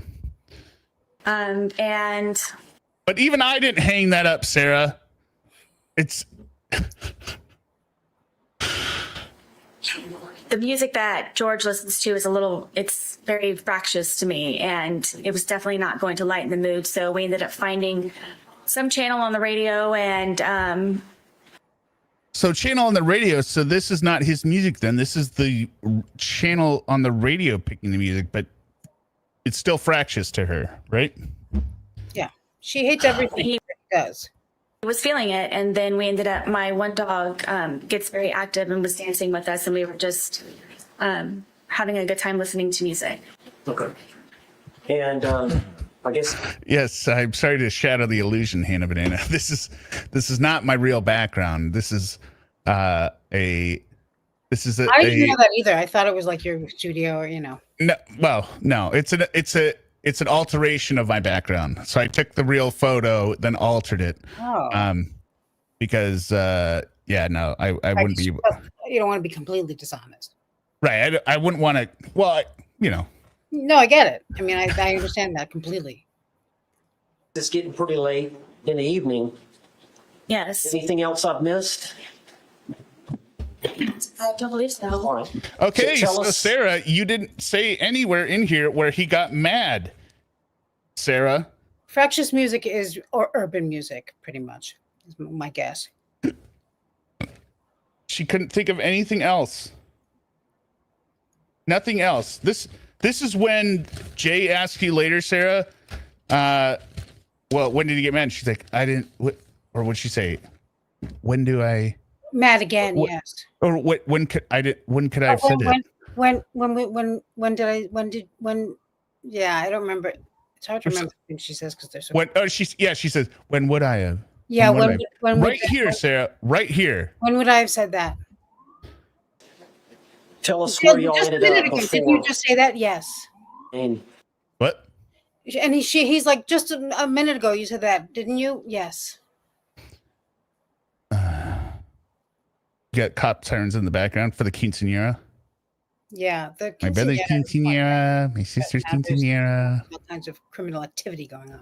My cousin quinceanera. the privacy. Yeah. Actually, you should try the new Java Mocha. Java Mocha. It's excellent. We watched a clip before this that nobody else knows, and now you're not going to get the reference from me and Suma. We were there. I couldn't think of anything else possibly that I had to continue entertainment. So go But to bed. I remember sitting at the end of the couch and Go to bed, Sarah. She also talks. She also says in her stories regularly that she would what would she do? She would be like, okay, I'm gonna go write my bag, or I'm gonna go upstairs and read, right? She repeatedly says these moments when she would leave the situation because she didn't want to drink or whatever and would escape and do something else. So she has laid the groundwork that she's able to leave the situation anytime she wants and go do her own thing. A million times. A million times she has laid that down. So why is she not doing it now? If she wants to go to bed, she's going to say, well, I'm going to go upstairs and go to sleep. Okay? Why are you not doing it? If you are so out of ideas, you are so tired, go to bed, Sarah. him sitting in one of my son's chairs that was in the living room and just kind of doing this. Like, what are we going to do now? Like a very much. Also, she goes upstairs and she's waiting in the shower. She wants to go to bed. Let me tell you something. If somehow this whole thing was happening and I wanted to go to bed and I'm waiting for someone to find me and they're not coming to find me, I'm going to bed. I'm hiding in bed at least. Yeah, I mean, Oh, you found me. got to sneak back down there. I mean, this story is. And what? Like, Yeah, she's racist. Lord. What? She's describing just the dumbest TV. Or this is a couple of 9-year-olds sitting around. Like She had to act that out. I was just. What she's describing is like when your parents are when you're forced to go to a place where multiple adults are hanging out, right? And the kids are hanging out trying to like kill time, waiting You're for at a restaurant, the adults are still Yes. eating. whatever the parents are doing. You're like, what are we gonna do? Oh my God, we can't change it. But would like to go to sleep. Had y'all finished off the that bottle that he had bought? I don't remember, to be honest with you. Bless you. Yeah. I couldn't have been a juror on this. I would have been held in contempt. I would have been kicked off the jury. If juror I number would have 3 been wasn't laughing kicked the out, entire time. I would have been laughing. I would not have been I able would have to been stop so laughing. angry. I would have been going. I would have been like, Yeah, and that's probably what I would have done as I tell the well. whole jury, "Yeah, tomorrow we're all gonna do this." All right, but in sitting like doing it. No, she didn't. No, she didn't. No, she didn't. Would it be fair to say that as the day wore on, the more y'all consumed? Yes. Yes, 3. Well, that is how linear time works, Owens. You don't unless she's vomiting. Every additional sip she takes is more consumption. It's not. Also, he shouldn't have asked her. I get why he asked her that, but Yeah. he should know by now that I'm surprised she answered yes. That she answers yes to. Yeah. And would it be fair to say Exactly, Lawyer B. I would have said, oh, come on. that as the day wore on, the more you consumed, the more effects you felt from the alcohol? Of course, yes. Both of you? Yes. Okay. So you would agree, would you not, that at the time y'all were trying to figure out something to do and you put your head down on the couch, that would it be fair to say that y'all were intoxicated? Yes. Tell the jury what happened. At one point, I guess he knew that I couldn't come up. When her brain paused there because she was like, well, wait a minute, tell him what happened. Like thinking to Owens being like, wait, you want me to tell him what actually happened? What do you Like mean? I thought we weren't doing that. Yeah. Oh, you mean go with the story? Okay, got Yeah, it. it's like when they were like, "Did you tell us the truth and to your best of your knowledge?" What do you mean? Did you tell us the truth? Is everything you told us the truth? Like I told you my best lie. like that it wasn't intentional. It's not intentional. With anything else, tapped me on my knee and said, "You're it." So from there, I ran up the stairs and hid into our shower. I like how in the interview she goes, "Yeah, we both know what we tap me on the shoulder, or knee, so we both know what we need to do." Yeah. Just waiting for him to find me so we could hopefully go to sleep soon at some point. And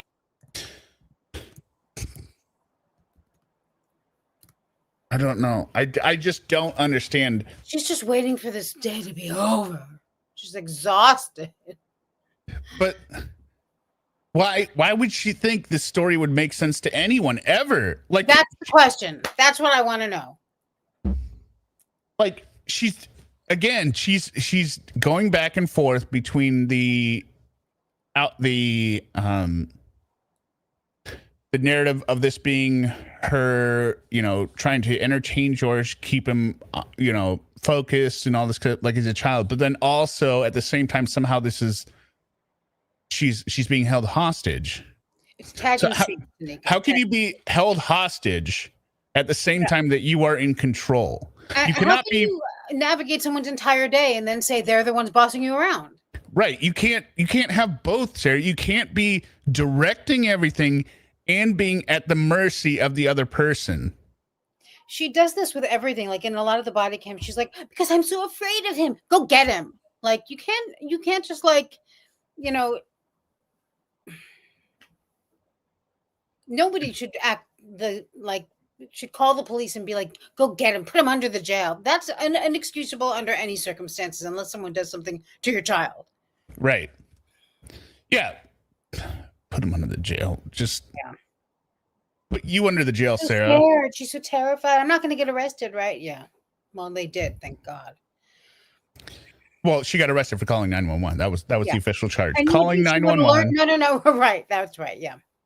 What did juror number 3? I'm not familiar. Juror number 3 said what with a single word?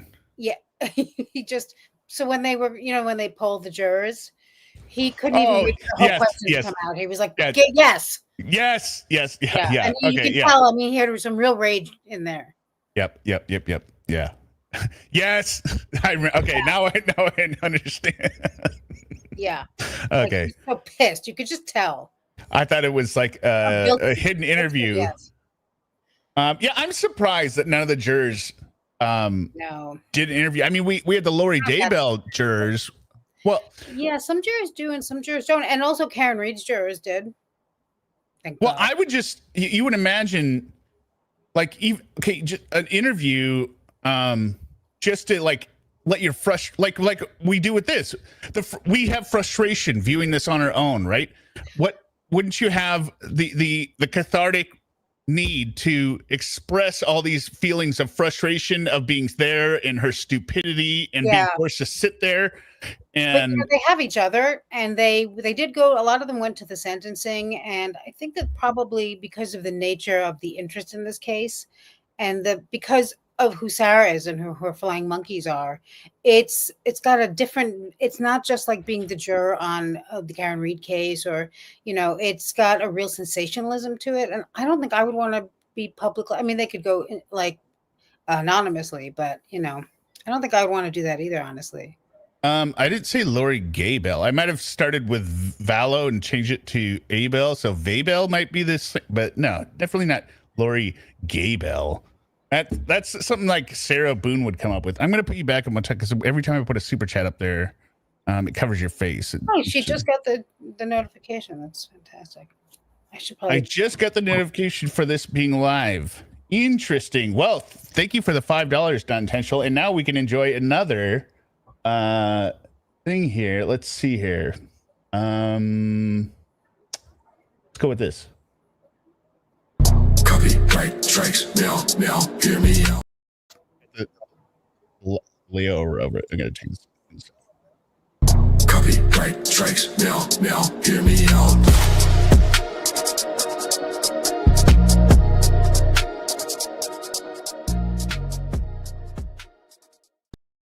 And since it was $5, I'll do 2 of them. Here we go, another one. Let's do this. What did I just do? Delayed streams? Is that what I said? Or copyright strikes? Copyright strikes. Delayed streams, money, meow, meow, hear me out.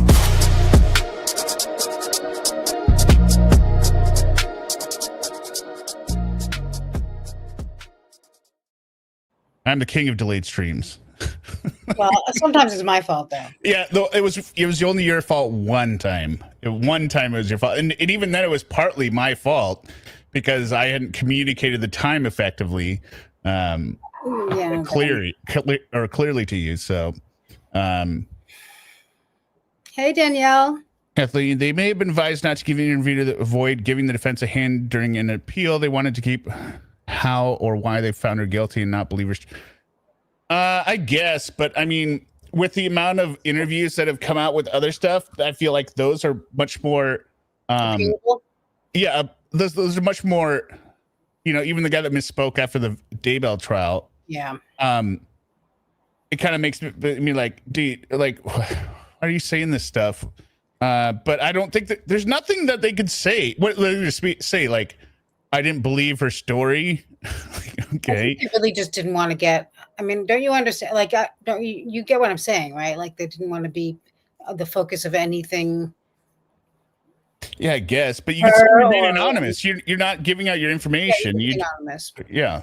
So, another $5 or $5 from Esme. Is it Esme or Esme? Do you want him to call out your actual cat, or you just want the? That's a good idea, Pete. Call out people's pets. But we will do. Here we go. Some. Math errors raging now.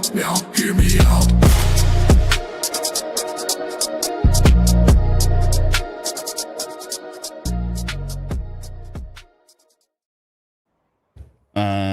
I guess I did 2 for the other one. So. No real talent. Meow. Hear me out.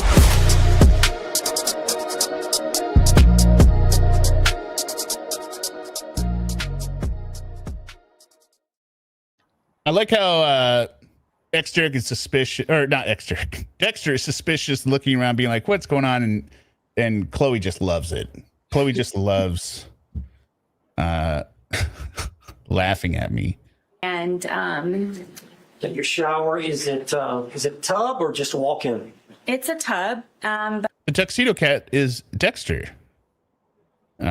He's the cutest cat ever. Yeah. He was dropped on his head early, so he had some issues. Really? Was he? Oh, you dropped him. He dropped himself. Okay, he didn't. He wasn't dropped. He dropped himself on his when we were at the pound place. Because you had to adopt him, and this is a good place because they made you take two. They didn't want solitary cats, or you had to have a cat, right? So these two cats were siblings. So we're in the little room playing with them with the little rope thing, and Dexter was a little bit too excited, and he was jumping up, and he jumped up, and then he landed on his head on the concrete floor. And cat-like. At that point, he was a little different after that. So we always make that They were joke. like, "You can have this one. He's damaged now." Well, he's been You bought it. crazy since then. He's constantly looking around at stuff that's not there. He's always meowing at doors. I'm like, how do you he acts like he doesn't know where he is sometimes. Like, you've lived here for 6 years now. You cannot be confused as to the 2 floors of this house, Dexter. Yeah, that's not very cat-like, but some cats, especially male cats, they can be a little. He really wants to get into the garage. One of these days, he's going to get in the garage. Well, one point he got into the what do you call it? The crawl space of the house. I was down there for a different reason, for looking at plumbing stuff, and he went down into the hole, and then I saw him, and he's at the other end of the house. So it's about, I don't know, I'd estimate probably at least 100 to 150 feet. And it's a crawl space. And I'm like, Dexter, you got to come over here. I am not Shawshanking myself over to the other end of this house underneath there, because I know as soon as I get there, he's going to scurry on the other way. So, yeah. But it's in the master bedroom, and you have to go all the way upstairs. You have to go in the bedroom, and then you have to go into the bathroom part, and then there's the shower part. Oh, gosh. Oh my you lay God. down in So the tub? far. Did you hear all? Yeah, I heard it. I mean, Hopefully you wrote them down. yeah. I mean, Does anyone remember all those? You had you to have go to open the door of upstairs. the microwave, and then you have to put the thing in, and then you have to close the door, and then you have to press the amount of numbers you want, and then you have to press start. Hold on, you lost me. Start over. Did you have a At one pen? point, yes, I was. So you were hiding. I was trying. Okay. And did you believe that he was going to come try to find you? Yes. Did you wait? Yes, for quite some time. All right. Then what did you decide to do? That Go I downstairs decided and kill that him. I That's need what to I go to decided. sleep. What did you say? You just said, Go downstairs and kill him. That's what I decided. yeah, it's like, kill You know him how now. long he made me wait? Yeah. I'm picking my son up the next day, and we need to start wrapping up the evening. And I went. I thought the evening was already wrapped up before you did the puzzles. She was hoping that when he didn't come up, she just wanted to go to bed. But when he didn't come up for a long time and look for her, she, instead of going just to bed, she went downstairs to kill him. As you do. Is this a reference to me going to the crawl space? John Wayne Gacy. No. I saw that and I was like, I wonder what they're talking about. No, yeah. John Wayne Gacy put all his bodies in the crawl Yeah, space. now I get it. Yeah. Went downstairs to find where he was. And what I think the jury has seen pictures of your, would you call it an apartment or It's considered a townhome. a townhome? So you walk down the Considered a stairs, townhome? Hello? and at the bottom of the stairs is a bookshelf here. Yes, at the very end of it, yes. Okay. So you walk down the stairs and you turn and look in the living room. What did you see? I don't even think I made it all the way down the stairwell because I was just looking for him as soon as I could to hopefully go upstairs as soon as we could. And I looked over and I saw him settling himself in the suitcase. All right, tell us about the suitcase. How long, is it an older suitcase? Yes. Whose suitcase was it? This is George's suitcase. All right, and did he use it for traveling back and forth to Philly? Yes. I had recently taken him on a trip to go see his children in Pennsylvania. What a hero. Yeah. Look, she took him on the trip. Yeah. With what money? And just can't. Well, it doesn't matter what money. It doesn't matter who financed the trip, but she did it. Because she had to be there when he was with his kids, you know, to ruin everyone's time. Right. Exactly. Who he hasn't seen in years. And we took that with us. And because of how dilapidated it was, how broken it was, in the end, after that trip, we decided that we would donate it. All right, and I understand y'all kept the suitcase upstairs. I hate the fact that she's talking about how she's donating something She's like not it's a good donating thing. any. I mean, the truth is she was not donating anything, but I do hate that too, of course. Like, yeah, give poor people things that you wouldn't use anymore. That's because they're poor. They'll use it.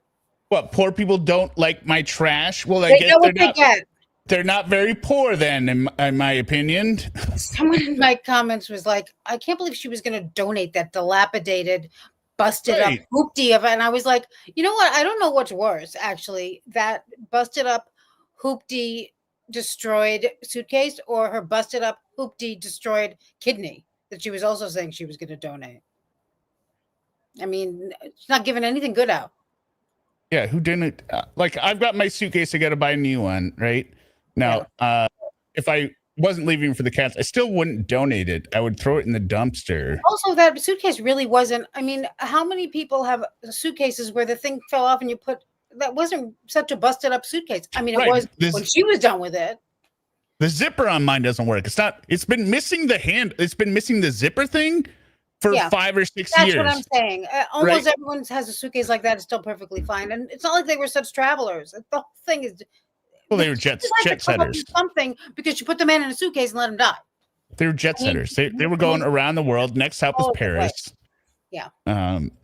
In the fall to see the leaves change. Yes. How long did y'all keep it upstairs? Since we had moved in. Is there a closet up there? So this was your first trip Yes, it was ever. the master closet, the master bedroom closet, all the way in the back because of the size of it, and there was nowhere to put it, so it's all the way in the back. So when did y'all decide to move it down from upstairs to downstairs? Was it that day or sometime earlier? No, it was maybe a week or so prior. Okay. And so what, y'all were going to donate that to Goodwill or?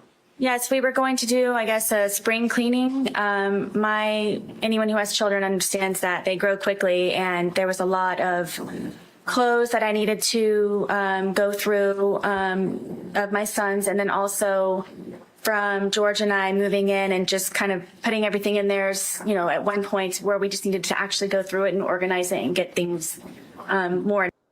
So they'd been there for 1.5 years at this point, right? At least. So, but this was the weekend. Yeah, this well, was they took care of a lot of things every weekend, I'm sure. In order. So is that the reason it was downstairs? You were going to donate it and a bunch of things that you were going to put inside of it. Correct, yes. Okay. So then down there Tanika, they tidied up, then they decided they were going to pack. How are you not following this? Sarah's made it very clear that they cleaned up and then they decided we're going to go through all of our old stuff and we're going to make sure that we donate stuff. So let's bring the suitcase downstairs first. Then we will bring all the things we're going to donate down to the suitcase because that is how that's how I pack for every trip. I put my suitcase downstairs because eventually I'm going to leave the house. So I pack out and I take them down the stairs one at a time and I put them in the suitcase. Like you load the suitcase, then take the suitcase downstairs. Come on. So it was already down there. What? I think that might be actually what she did, but she kicked it downstairs but yeah. Yes, George brought it down. Okay. So George brought it down. You got down there, you're looking for him, you see him settling into the suitcase. Yes. Yes. What? The inertia of his body took it downstairs after she kicked he it down the provided stairs. the momentum. Yep. Yeah, the momentum. Did you do? In my head, I said, oh man, Here we go. we're obviously not going to be going to sleep anytime soon. And Why not, Sarah? walked over and he was trying to get himself flat, so I couldn't tell that he was in there. And then Now, let me stop you there. The suitcase, is it the suitcase over here in the yes, Pretty big suitcase. You've seen it. You saw Pretty big it. suitcase. yes, Yeah. It's a pretty big suitcase. Oh yeah. Why don't you yes. climb on in, you asshole? What? I Yeah, said, we why- should put. He should climb on in if he thinks it's such a big suitcase. Well, it's kind of. I mean, she could have zipped him up in a handbag, right? Yeah. But she Could have tossed him up and then put him in there. I mean, who knows? Could have been worse. right. So let's not assume that Sarah's a monster. Well, are you trying to assume that she is? I feel like I don't know if I can say this, but I'm feeding you. yeah. Yep. George was my height, and How tall are you? I'm 5'3". Okay. And how much did George weigh? I thought it was 100 pounds. Okay. And how much did you weigh? I was 98 pounds. All right. Do you agree you put on some weight? Since I've been incarcerated, yes. And then she Well, sets everything up because the whole point of her being in that Undertaker suit is that no one's supposed to know you were incarcerated. But the second he calls her fat, she's like, "Since I was incarcerated, yes." I thought the point of the suit. I thought the point of the suit was sex appeal. Well, it's a double. It ended up being that way, but Because first she started with the Amish blue and the white lace thing, and then she goes up in there in her skirt this time, same suit, and though. she's gonna show off her legs with those knobby knees and bend over for the jury to be like, light blue legs. she get the look. She's if she could, she would have pulled a basic instinct. That's what Sofa from Sharon Stone. my sofa said. He was like, Yeah. Oh, just gonna cross my legs here. yeah. at the time, though, y'all were pretty skinny. Yes. So from the pictures, Doesn't it like looks that. like y'all were both pretty thin. Yes. All right. So because of his thinness, is that how? And he's a small man. Yes. Okay. So he was able to get in the suitcase on his own. Yes. Did he willingly get in the suitcase? He was already in there. Okay. When you got to him, did he? He was already in there. Yeah, he was. I didn't know what he was doing. So the natural thing was I just zipped him up. I was just helping him. I sent Suma a picture of Lorne before the stream wearing a pair of underwear. And I asked her to tell me what she thought led up to this photo. And it's a picture of Lorne not wearing any clothes, wearing how would you describe the undergarments? Well, first of all, he was wearing loafers, like business casual loafers with no socks. Right. And I would, to me, the underwear could have been like a European Speedo that didn't fit, that kind of thing. But I, of course, knew that the likability, the probability was that they were not made for a man. Yeah, they were Jamie Amy's underwear, which he received. They were used underwear, and he put them on and then took a photo of it. But it was just like one of those things. Like I don't. The last thought that would occur to me if I was given a pair of used women's underwear from my significant other or my wife would be to wear them. And that's kind of what the last thing I would do if I saw my significant other trying to hide in a suitcase is zip it up. Right? Like, yeah. Well, in Lauren's case, it's because he's a virgin. In Sarah's case, it's because she's a sadist. Right. Okay. Yeah. See you. Not Yes. that you know that. Yeah, that was just another classic Lorneism. But we got the Lorne stream coming up after this, so. Tell us. And it does contain two episodes that we have heard before, and you know what word it contains, right? The favorite word. It begins with an S. Or two words, FW. Front. Oh God. What happened? I mean, Yeah, we're revisiting those now that you know more. $2 for pretend judge. Could we watch TCAP with Lorne live commentary on or copyright? Yes. Lorne, the TCAP sting itself does copyright strike it. We could probably do a smaller, maybe members only stream with that one time, but the NBC stuff, it does get immediately copyright strike. Even that one stream where I showed it at the end to show, oh, this was the original sting. They hit that pretty hard. But for that $2, we've got another little special thing. Let's look at some Dexter. Got some Dexter here. Assuming you've seen this video.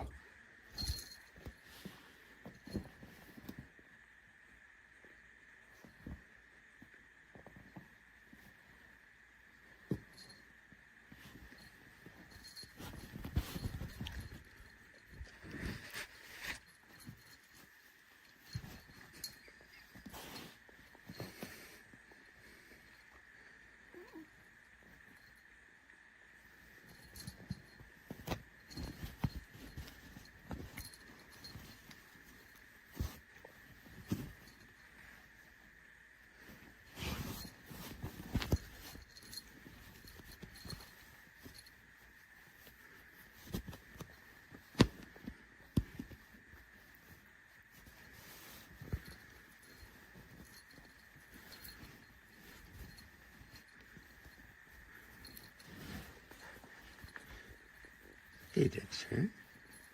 Good kitty.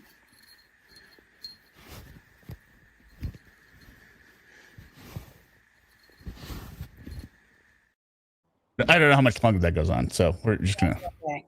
I forgot what we were doing. Dexter's just so cute. Oh, Meowgarita, thank you for becoming a member. Yeah, they were playing. Oh, her light blue legs. Yeah, Sharon. Sarah. Yeah. No, we can't play without sound. Or with. Oh, We can I see. No, it. So YouTube, just to let you know, has two levels of strikes. It will strike video and audio. It will give you the double strike on video. It'll say this is video and audio, or else it will just strike audio or just strike video.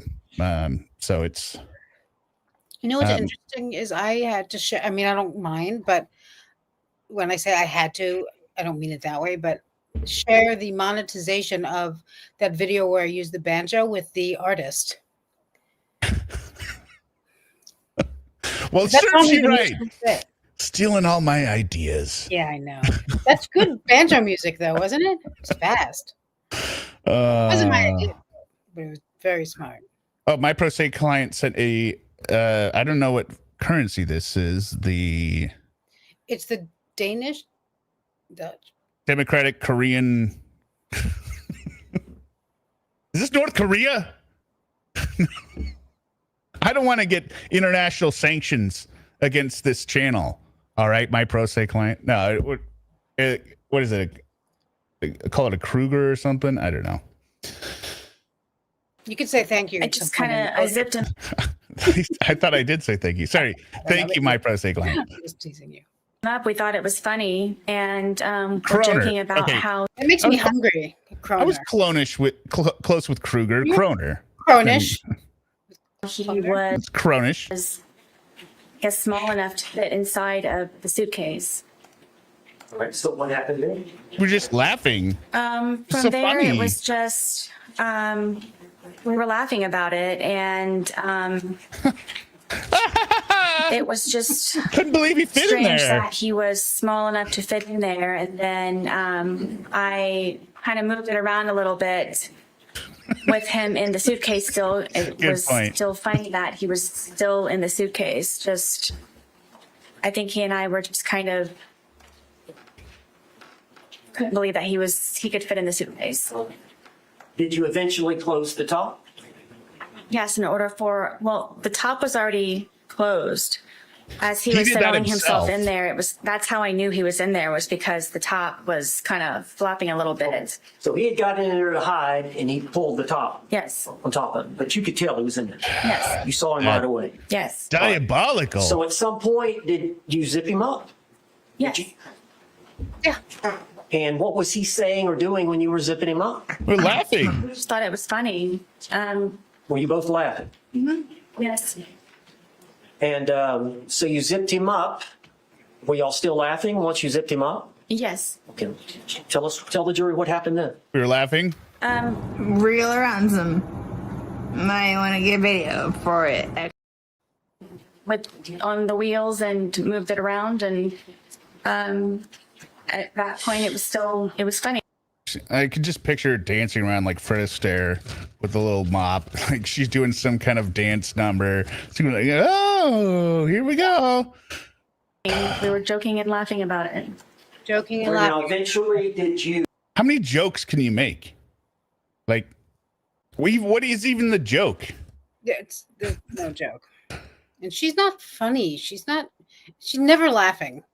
I've never once laughed at anything Sarah said, which No. is hard to achieve. Not But you at. can- Yeah. yeah.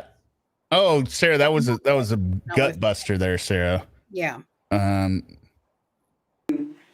Go sit down on the couch and get your phone. Yes. This is something. Well, the suitcase. The cross-examination should have been like, can you tell us one of those jokes that you guys were laughing at? Yeah. Well, I can't remember the jokes now, but they were just so funny.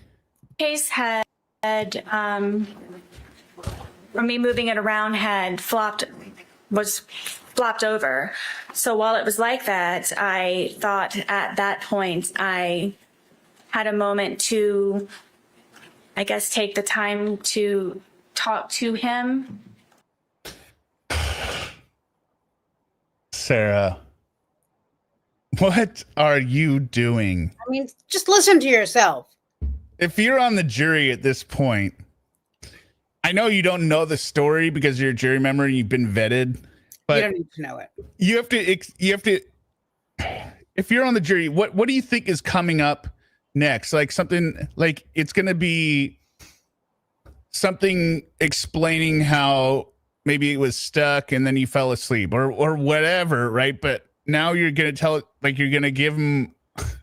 I mean, this you're is gonna talk bad. to him? The fact that on top of that, none of her injuries, the pictures of her injuries were taken by the police, really, except for ones that weren't really injuries, and none of her videos was she being abused. I mean, there's just nothing.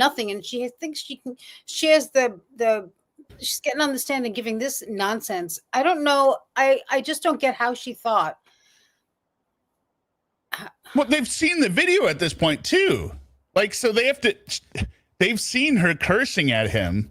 Have they? And Because after this. no, because the state presented their case first, right? So Yeah. they presented Right. presented all of her videos that she recorded about his abusive behavior, right? Where it was really just Sarah screaming at him in the rebuttal case. Her abusive behavior, yeah. They've already seen the suitcase video at this point, Sarah. Oh, yeah. So your story doesn't make any sense with what you're trying to sell them on. Well, it was the part she didn't film. That's when all the stuff really went down. And somebody brought up a great point in the chats, the messages the other day, the comments. George doesn't know when he's being recorded and not being recorded, right? So for some reason, he's, let's say she said, I'm recording you. Then he knows it, right? So he's begging for help. And then he somehow knows that she has stopped recording to then start yelling and then stops before she can start recording again. Or he doesn't know that he's being recorded at all. And for some reason, he's only calm when she has the recording going. Yeah. Can you imagine somebody who's like explosive and abusive and drunk and angry, how they would act if you started recording them? they would get so much worse. I mean, that would be you. All you would see is that phone flying through the air.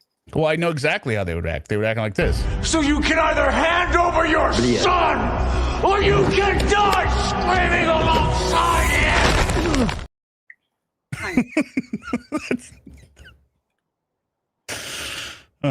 Well, I guess he was not able to get out for a moment. So you flipped it. He wasn't able to get out forever, Sarah. Why? Well, even saying here, moment. He was never able to get out. Ever. You got it on the top, right? Yeah. It gets in, but at some point you. Yeah, she's been controlling him all day, but can't talk until he's zipped in the suitcase because she's going to lay down some truths that he doesn't want to hear that would set him off. Flip it over so the zipper is on the bottom.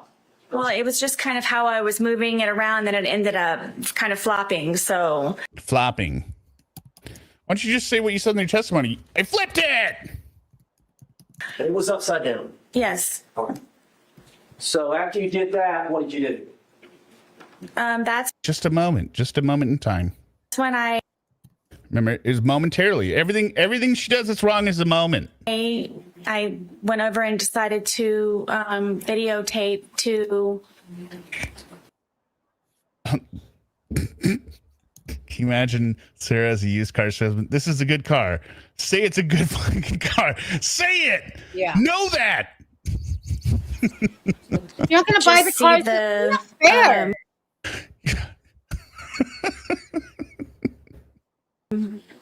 I guess the jest in it for him to understand that right now I feel safe and right now I have the ability to actually speak to you.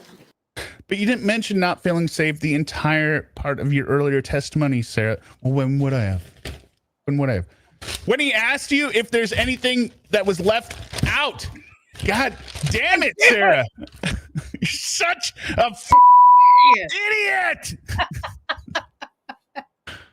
You guys are scaring me. Yeah, you guys are scaring me. What if she had said that to the jury? Like, you guys are scaring me. The look on your faces wanted right to now, write the you're jury, scaring me. Yeah, you guys are scaring me. And I'm almost surprised she didn't do. Yeah, no, she's videoing in jest. It's a good-natured jest. It's a video. She has control over him. It's revenge.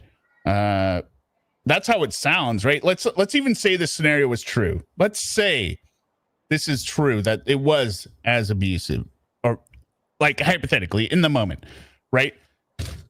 Deciding to then record him, you are doing this out of revenge. This is not an explanation, because if this is such a controlling relationship where you have no agency in your ability to escape or whatever, the first thing you would do is run away, and you would call 911 and say, this guy is going to kill me.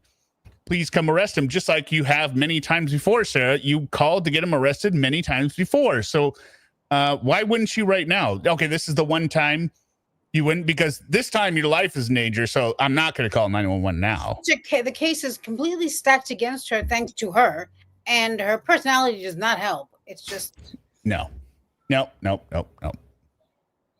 In a manner that normally I would not have the ability to do. Yeah, why not talk when they're laughing about the missing puzzle piece? When he's in a good mood, talk to him. You were intoxicated, Yes. and you would agree that you said some things you should not. Yes. Huh? But you, The she also understatement. said, and you'd also agree that you've gotten quite fat in prison, in jail. The understatement of the entire trial. You said some things you shouldn't have. Yeah. He Come also on. says in one of his interviews afterwards, he's like, and I think the jurors, some of them felt that the videos on her phone made her look like the aggressor. And I'm like, first of all, some of them, All of them. and who would look at those and not think that? Yeah. Well, Owens and Sarah. Right. Two people. Yeah. With two people, you got a movement. There you go. That's right. All it takes is two. Got a group there. you realized he could not get out and get at you. Is that fair? At that moment, yes. Okay, and she starts forgetting right at the moments of the murder. Well, I mean, that happens all the time in criminal trials. People always forget around the murder, right? They always remember the important stuff. Yeah, Anthony Tote, Nancy Brophy, they all completely... Was that lady that shot her husband with the Camille or something? She was from Brazil. She's like, I don't remember. And then yes. She got the laser sight on the pistol, and then it was, of course, I was gonna kill myself with the laser. I didn't want to miss, and then I ended up shooting him, and then I couldn't shoot myself. But I mean, we're lucky. Well, I guess it's ingrained, right? If you're so stupid that you think you think killing somebody is a good idea, then you're obviously going to be stupid in the way that you explain it, because you're not a very intelligent person. Because anyone who kills somebody knows I'm probably going to go to jail for this, which is why you don't do it. You get a lawyer.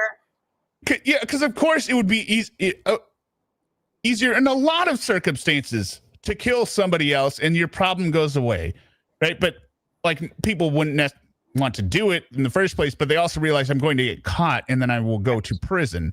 And that's why they don't do it. Just So it goes on for about 10 minutes. Yes. You heard it here today. Did you not? That's a freebie there, Boom Shicky.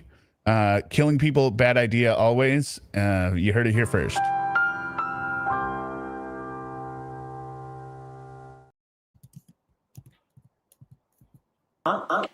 Yes. You heard his voice as he was speaking from the suitcase. Yes. That was his voice on the video and audio. Yes. And you heard your voice on the video and audio. Yes. That was your voice. Yes. All those things said by the man were said by George in that 2-minute video. All the things, help me, let me out, I can't breathe. Owen sounds like an old Southern lady. Well, I mean, yes, but the way he's phrasing it is like there were mutual threats given by back and forth. There's no back and forth. He's begging for his life. Narrative with this whole thing, it's like this was not a mutual thing. I've never seen any sign of him being abusive at all. It's so one-sided. All the things said by the man were said by George. You mean I can't breathe? The victim, the murder victim. Mm-hmm. Look at her stupid face. I know. Fuck, I hate that face.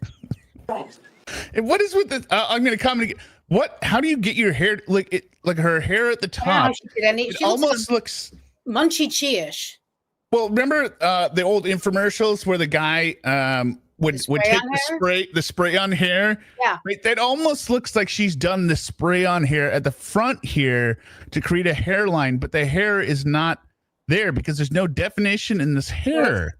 Somebody had said that she must use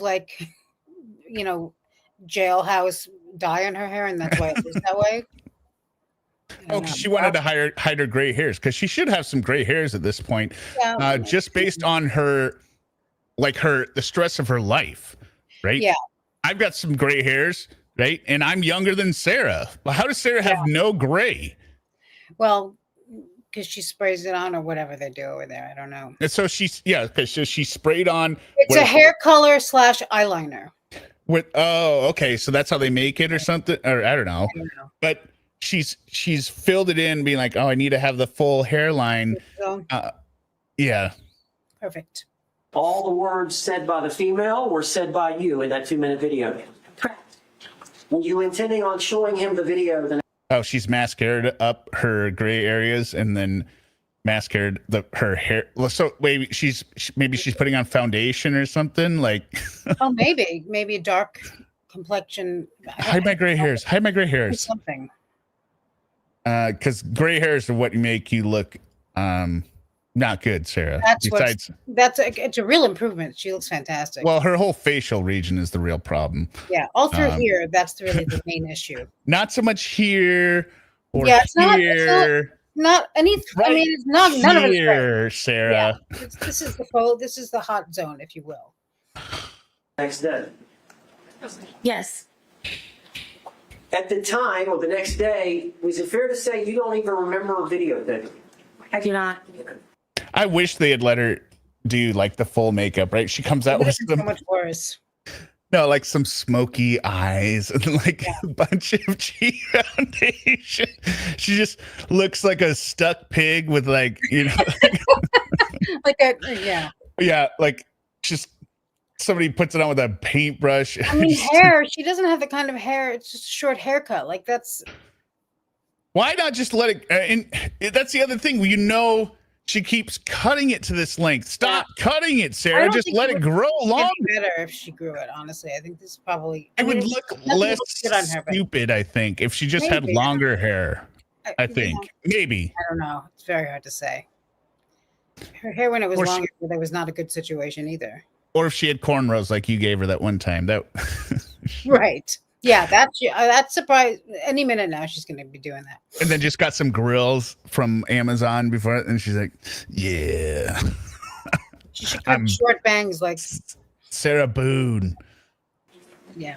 So, from what you can tell from watching it, did that refresh your memory about that event? It did.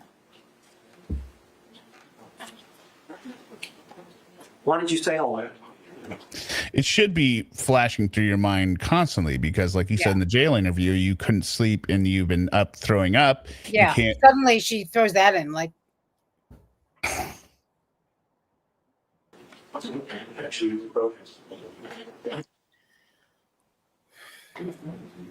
Mr. Owens, you may proceed.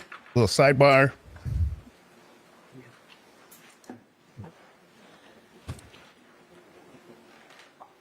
All right, I'm talking about just the 2-minute video part that was recorded. I have my notes here. Watching the video refreshed her memory, but she was already lying. Right? How could it refresh your memory? Because she later says that she had lied the entire time, right? So that doesn't make any sense. It can't refresh your memory and you be lying. You have to either be lying and already know it, or your memory's refreshed and you didn't know you were lying because you told the same. You said the same story from the beginning to the 911 call on. That the 911 call is the first introduction to the case, right? From the jump, she says, "I put him in the suitcase," and that is why I keep. That is what I keep disputing people would think that it was intentional on her part, that she knew that he was going to die.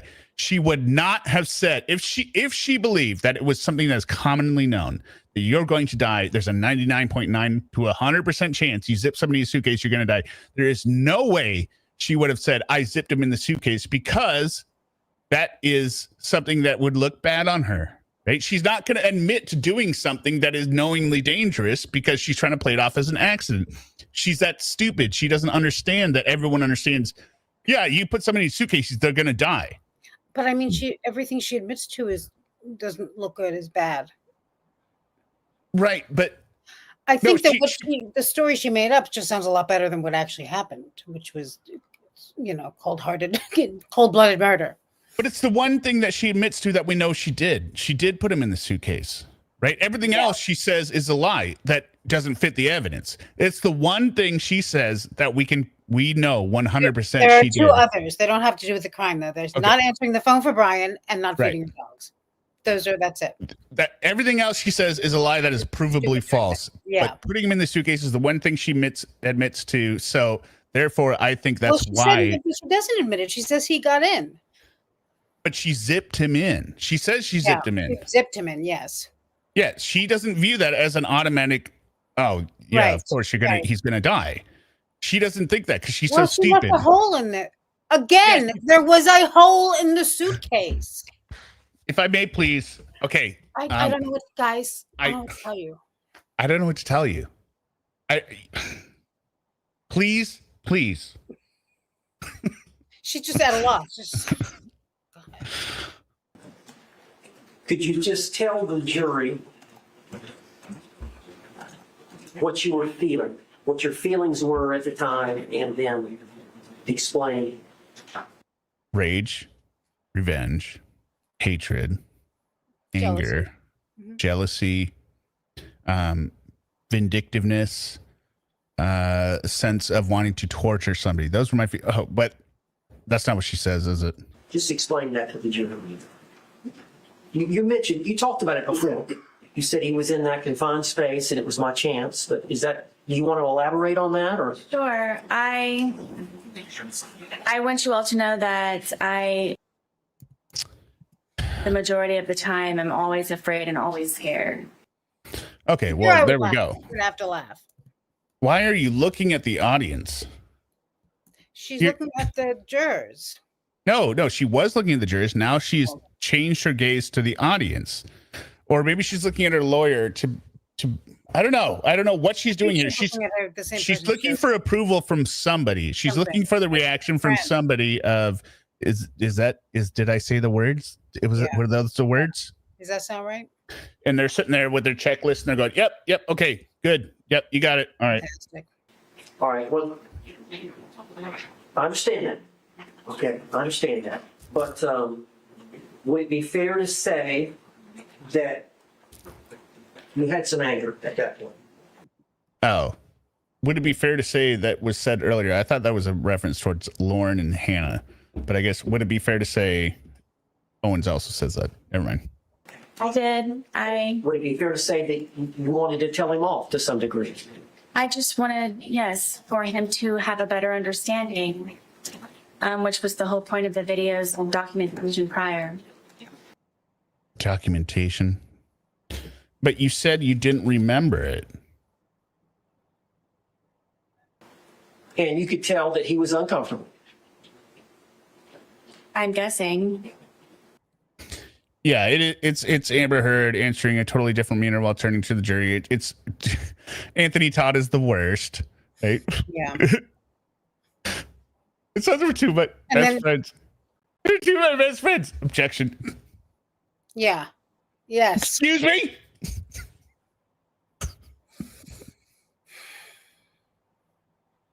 Excuse me?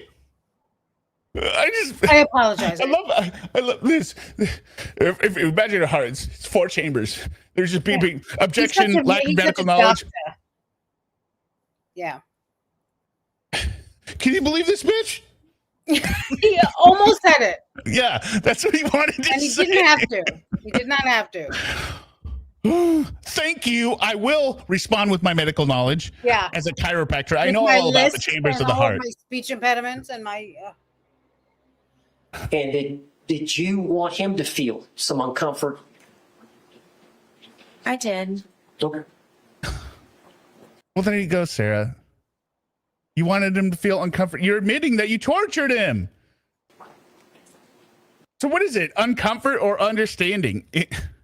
How is somebody going to be receptive to understanding or like communication when they're uncomfortable? Right? That's like totally antithetical. Like you can't convince somebody of something and have them their full attention and listening while they are uncomfortable and wanting to get out of the situation. They're not going to listen at all. They're going to be focused on their discomfort, Sarah. Now, at some point, you turned off the video. Why would he ask that? It is he's asking it to explain away the this is what he feels like he cheat on me. Yeah. You can't breathe. Yeah. Shut the fuck up. Shut the fuck up. It's my name. Don't worry. That's on you, stupid. It's on you, stupid. Yes. And then we saw a second 100% video, leading. which was approximately 11 minutes later. It's 100% leading, but it's leading. They're just letting him. You don't object when the testimony is horrible. You're like, let her say whatever she wants. Let her keep going down this path. This is their big guns. Let them go. And you've seen that video that was played to the jury. It was 22 seconds long. Yes. And I don't think you speak in that video. You hear George say Sarah one time. That's all he says, Sarah. Yes. Is that fair to say? Yes. So between the 2-minute video and the 22-second video is an 11-minute period. Would you tell the jury what happened? We can. He did all the behavior that would allow me to claim self-defense. All the things in that book, I don't know. I just like skimmed it. But you have it right there. What if she says, can I have my book, please? Yeah, because she's not even reading. I really don't think she read that book. I think she saw the front and was like, all right, I got this. Can you just read it? What am I not paying you for? Terrifying Love. Yeah, I have that book. That's not the book she had there, but I do have the book Terrifying Love, but it's. Oh, I thought she had the book. I thought it was Terrifying Love on it. It's by the same author. Oh. I have the book Terrifying Love because I bought it because of this, because it was cheap. The book she has is like $90. Is it Nancy Brophy? No, it's Lenore Walker is her name. The Wrong Suitcase. Yeah. Yeah, the video of George berating George, or the video of Sarah berating George when he's sleeping in the hallway is 100% proof that she's not abused. In my opinion, a DV victim would never berate their drunk. I mean, she's such an evil abuser. You didn't even have to be a victim. Like, and this isn't commenting on DV victim. You don't even need to be a DV victim to know that when you are in a relationship with somebody that is like very argumentative or like very verbally abusive, right? Not that verbal isn't domestic violence, right? You don't spar with them. Yeah, even with a normal person who has a certain kind of temper, or something will bother them, you don't go in. Right. You don't start yelling at them, right? Like, yeah. I think the only time there would be any kind of yelling is you're in like a therapy session, right? Where you're told to release your you're fighting, both of you. Well, yeah. Oh, okay. Yeah, I heard that. Back and forth, kind of screaming at each other. Continue to, I guess, speak to one another, and you weren't speaking to one another. You were shouting and he was begging. But that kind of reveals what kind of, and from the videos, we know what she considers to be a conversation. Yeah. His tone changed, and I knew the tone, and we ended up, I guess, arguing back and forth with one another, and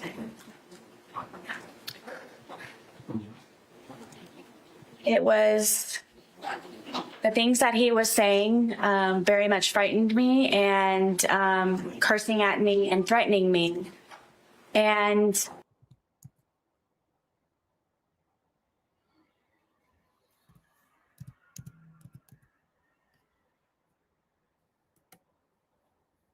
I can't hear you. Sorry, I was looking down. I muted myself. Sorry, I was trying to yell at my son. The cursing at you and threatening you, which is rich, because we do have video of you doing that to him. So at that point, wouldn't it just be reciprocal? Like, because we have you screaming at him first and yelling at him first, and you said that this happens after that video. So wouldn't it just be the same at that point? The man never screamed at her, ever. But she's trying to treat it like, oh, now I'm afraid, right? George should be afraid based on your positioning of this activity. Did he want you to let him out of the suitcase? I'm sure so. Okay, go ahead, tell him. I'm sure so. He was begging to get out. Tell him. And it got very heated very quickly, and he continued to push on the suitcase. And my fear was that he was going to break out of the suitcase, knowing that it was a broken suitcase. And his hand started to come through. His hand started to come through this way. And so I shook the suitcase. Trying to get his hand to go back in, shaking it, and telling him that, please stop doing this. Please stop doing this to me. Please stop doing this to me. So his hand actually got out of the suitcase. Yes. And you went to the suitcase. Yes. And shook it. Yes. Did that force his hand to go back in? No. So you're shaking it. Were you shaking it to try to get the suitcase, his hand back in? Yes. How long did you shake it?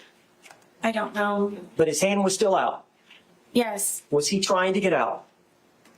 Forcefully, yes. Was he angry at you? Yes.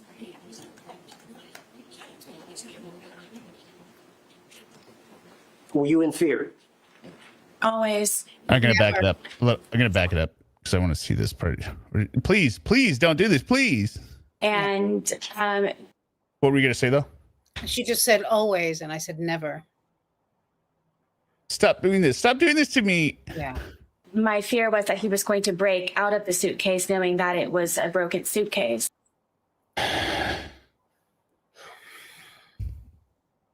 I fear he was going to break out.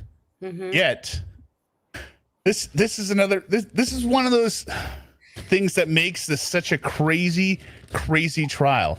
Is that the fact that she is arguing this, and at the same time trying to argue, I thought he could get out, so she isn't guilty of manslaughter. Yeah. So, are you afraid he can break out, or are you sure he can get out? I don't know. I mean, I don't know how many times I'm starting to sound like a crazy person, but I just don't get how she thought this was ever going to work. Because she's so goddamn convincing. Yeah, she always knows what to do and how to do it. I mean, Sarah, you should know you are not convincing or influential by the fact that you can't even get a job. You can't even convince somebody to give you employment, to do work for them for money. You can't do that. Polynomial purebred, $4.99. Fun fact: the more times you repeat something, the truer it becomes. Sarah Boone, probably. Yes. Yeah.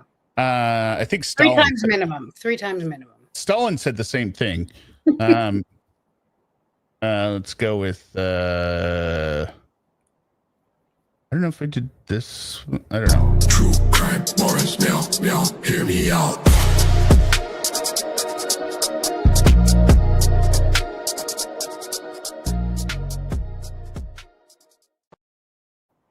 I don't know. I don't think we did that one before, right? No. Okay. I don't remember you calling us morons before. No, true crime morons. I know. I'm just teasing. Oh wait, I get how it's grammatically structured now. So it sounds like, yeah, we are the true crime morons. No, I'm talking about the people that were watching. I know. Misty Felder, thank you for becoming a member. Hi, Misty. And his hand started to come through. His hand started to come through this way. Chatterbait Billy. Little known fact: Stalin was also known to get drunk and put people in suitcases. Come on. And so I shook the suitcase, trying to get his hand to go back in, shaking it, and telling him that, please stop doing this. Please stop doing this to me. Please. Sarah. The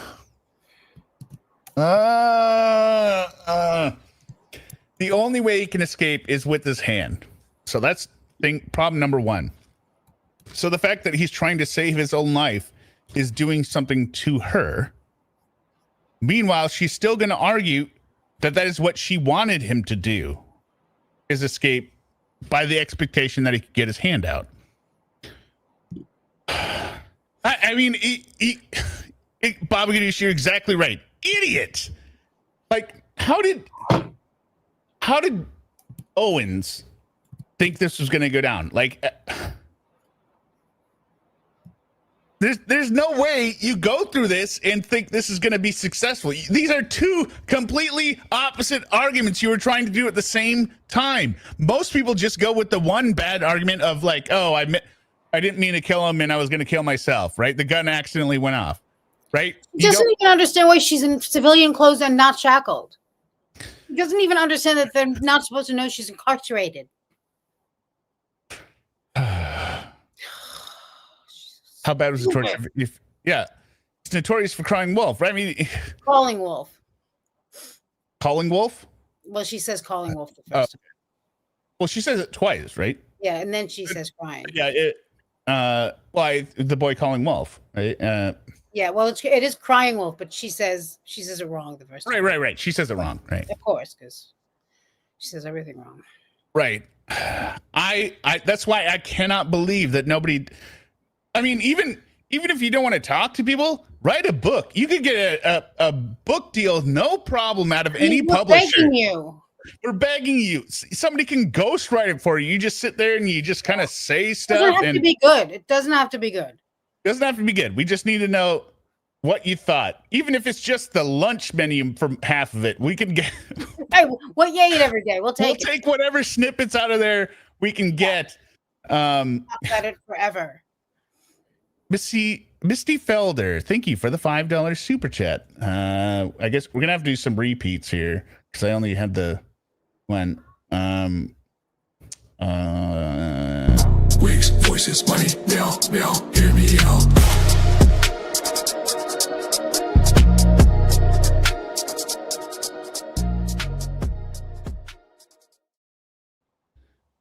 Not intentional. $1.99 super chat. Owens quit when she turned down the 15 years. Yeah, he couldn't legally quit, but you're saying mentally, like he checked out. He's like, okay, yeah, she wants to go to prison. Let's go with this. It's all that really matters. Someday, baby, you and I are gonna be the ones that good luck's gonna shine. Complete abandon. Please stop doing this to me. So his hand actually got out of the suitcase. Yes. And you went to the suitcase. Yes. And shook it. Yes. Did that force his hand to go back in? No, it didn't. So I had to get the bat. Oh, come on. Oh. I was poking. Oh, let's see. Suitcase. I shook the suitcase, trying to get his hand to go back in, shaking it, and telling him that, please stop doing this. Please stop doing this to me. Please stop doing this to me. So his hand actually got out of the suitcase. Yes. And you went to the suitcase. Yes. And shook it. Yes. Did that force his hand to go back in? No. I hate the way she says that. No. No, I hate the way she says yes and no. Yeah, she used a bat on him. He is beaten. That's it. The autopsy, he was beaten. Like he wasn't just positional asphyxiation. He was beaten beforehand with the bat. And I'm sure he sustained quite a few injuries. But. So much so that she bruised her own hand, which is weird since she said she didn't have any injuries. Yeah. So you're shaking it. Were you shaking it to try to get the suitcase, his hand back in? Yes. You've got to be kidding me. Right, Meow? How long did you shake it? I don't know. But his hand was still out. Yes. Was he trying to get out? Forcefully, yes. Was he angry at you?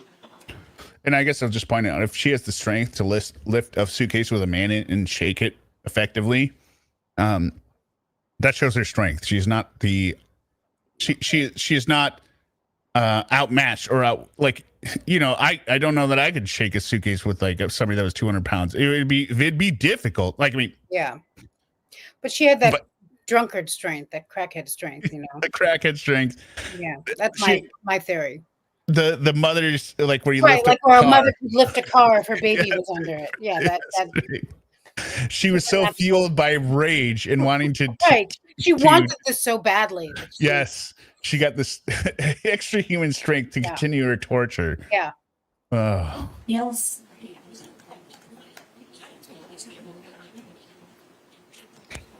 Were you in fear?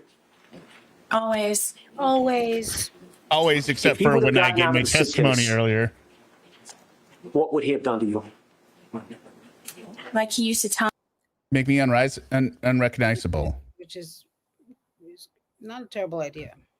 Me, he probably would have made me unrecognizable, or I would have lost my life. Did you lose the grip on the... And I'm just saying, at this point, let's say this totally different universe timeline. Mm-hmm. Let's say he does get out. He does kill her. And George is on trial for her murder.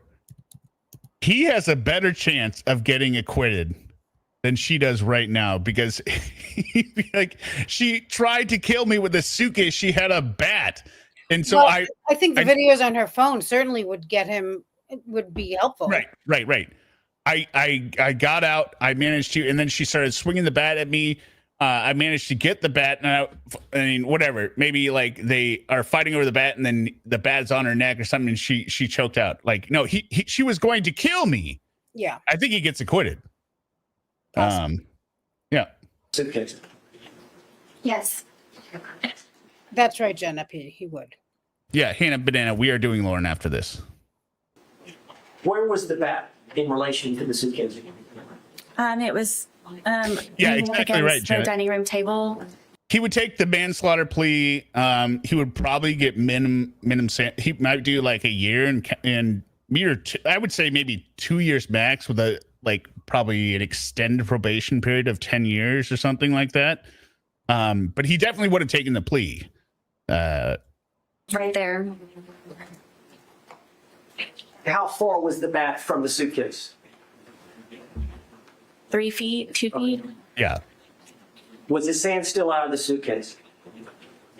Yes. And was he getting out of the suitcase? He very much was trying. Yes. Very much was trying. That's the whole point. You thought he could get out. That's why you.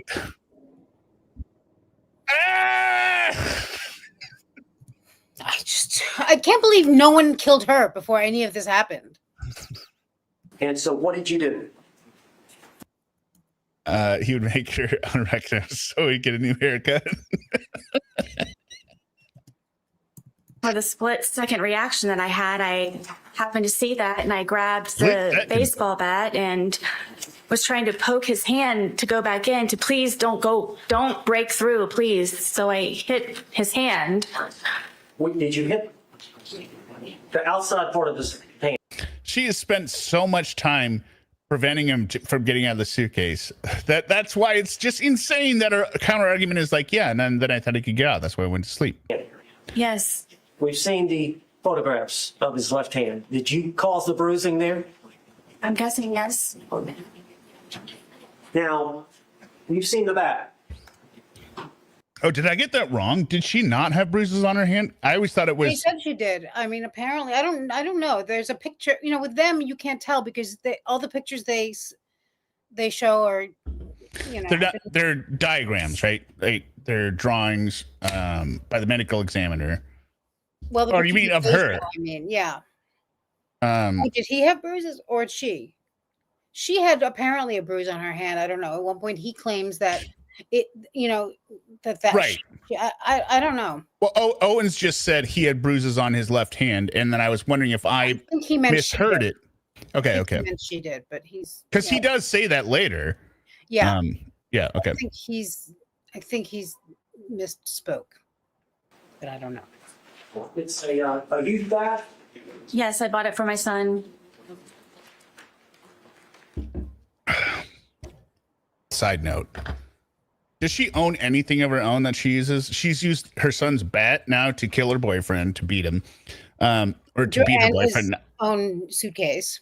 His suitcase, and she's used Lucas's paints from his grandma that night. That's how they were doing the artwork, right? Yeah, which is also, I think that was George's, but whatever. I don't know. Is this the bat you use? Yes.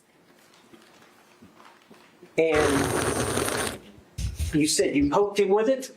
Yes, I kind of pushed him.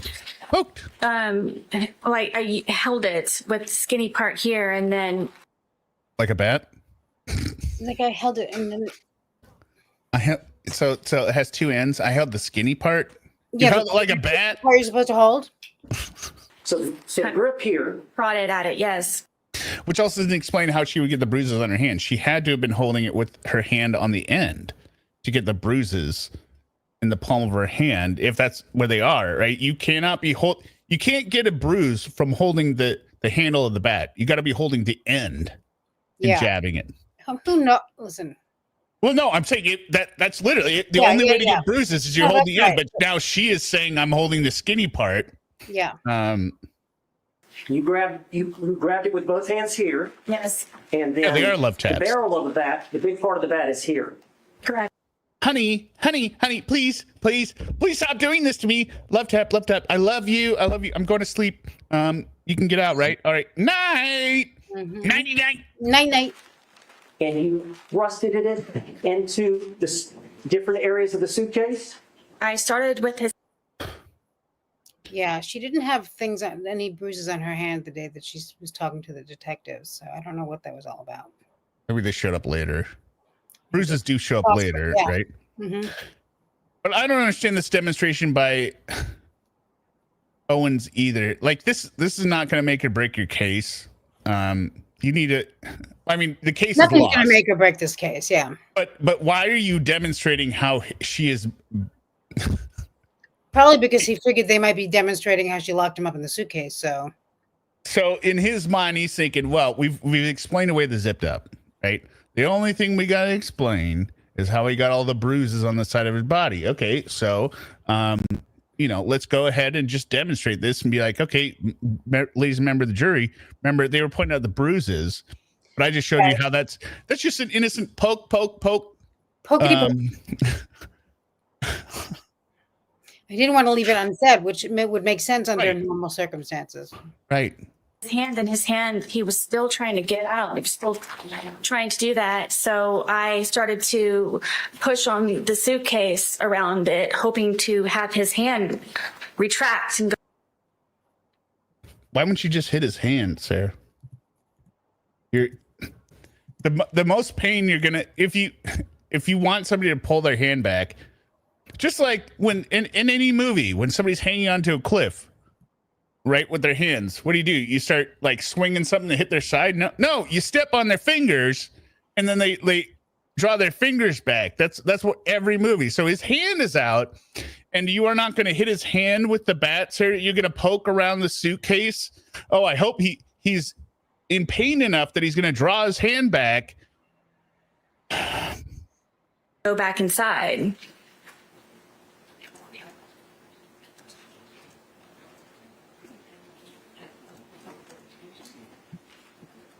You made those injuries. Yeah, he was testifying for her, but well, everything bothers me, but they figured. Oh, good. No, just what we said before. They figured it's only helping them, so they just let it go, and they wanted to get this done before any crazy shit went off. Well, the state knows that the defense attorney taking the bat and demonstrating how you're beating somebody in a suitcase that you later killed doesn't exactly support your defense of self-defense. Yeah, so, I mean, I thought she was going to have to do a narrative, but apparently not. Like tell us. I did. We've seen the photographs. Yes. We see the bruising. Is that from that bat? Yes. It might be not intentional. This probably, in my mind, beyond. I mean, it's hard to. I would say Anthony Todd is probably up there. Anthony Todd's testimony is. I think his behavior on the stand is worse, right? But his testimony itself, his testimony itself isn't necessarily conflicting with itself, like Sarah's is. It's all a lie because it conflicts with his confession earlier. It's a very stupid story he tells. It's a very stupid story, but it doesn't conflict with itself on the stand, right? He doesn't. He doesn't argue. He doesn't go against what he just said. Right. He doesn't say something like, "Oh, she was stabbing herself, so I thought she would live." Yeah. I thought, helping her, giving her the knife and she was stabbing herself. I was thinking that's what I was thinking. No, we're all going to make it out of this. That was going to save her. Right. Yeah. That was going to save her life. Giving her the knife was going to save her life. That would be the equivalent of the Sarah testimony. They're both equally bad, but it's up there. Eventually, Did his hand go back inside from you doing? Yes, finally. Look at that blink rate. Subsided. Look at the blink rate, still off the charts. I don't know how she got such an old face so fast. I mean, her face didn't look great before, and it was bloated, so it didn't look old, I guess. But I mean, this is like. Well, I think this is one of those occasions where, you know, people who smile a lot, right? They'll get crow's feet. Yeah, this right? is. She doesn't really have crow's feet. Her face is all like sunken because she's always frowning. She just looks so wretched. Yeah, obviously, but you could tell her mouth was dumb because she's like when she's typing. You're selfless. Keep your face in one, expression. It'll stay that way. So. You're backstabbing, selfish ways. Yeah. Man up. Yeah, this is 4 years later. I mean, her face is always like this. Before, but yeah. So she's got really like the muscle. No, you can't see my mouth. But she's not that old to be having that kind of like aging on her face. Well, I mean, she's in her late 40s, so I guess that can go either way. Some people look really young, some people look like this, I guess. But she's got the blotchiness. I mean, it's like bad skin issues. I think it's like her face has like 3D texture, right? Which you wouldn't expect, right? My face, it is what it is, but I wouldn't say it's like the face of Mars, like hers is. Yeah, like you got mountain ridges up at the top. None of it is good. Yeah. Yeah. And retracted his hand. So in your mind, did you prevent him from attacking you? Absolutely. Okay, you're shaking your head no as you say this, by the way, Sarah. Split-second decision. Yeah, that's not. Absolutely. Which, again, isn't always a tell, right? But in this sequence, I would say it is a tell. Now, once he retracted his hand, do you remember right, zipping it Catherine. up some, or what did you do in relation? Because he was upside down, was he not? At that point. Yes. At some point, Why are you bringing this up? It's a great question. You don't have to bring this part up because they might not. Because you can cross-examine it at this point. And even sometimes maybe just hope, like they should maybe have picked up on the fact that the state is not really going all in. They're not right. Maybe. Yeah, she slept for 12 hours exactly. I can't remember. I don't think I've ever gotten a night of sleep like that without, But well, I'm thinking, what if?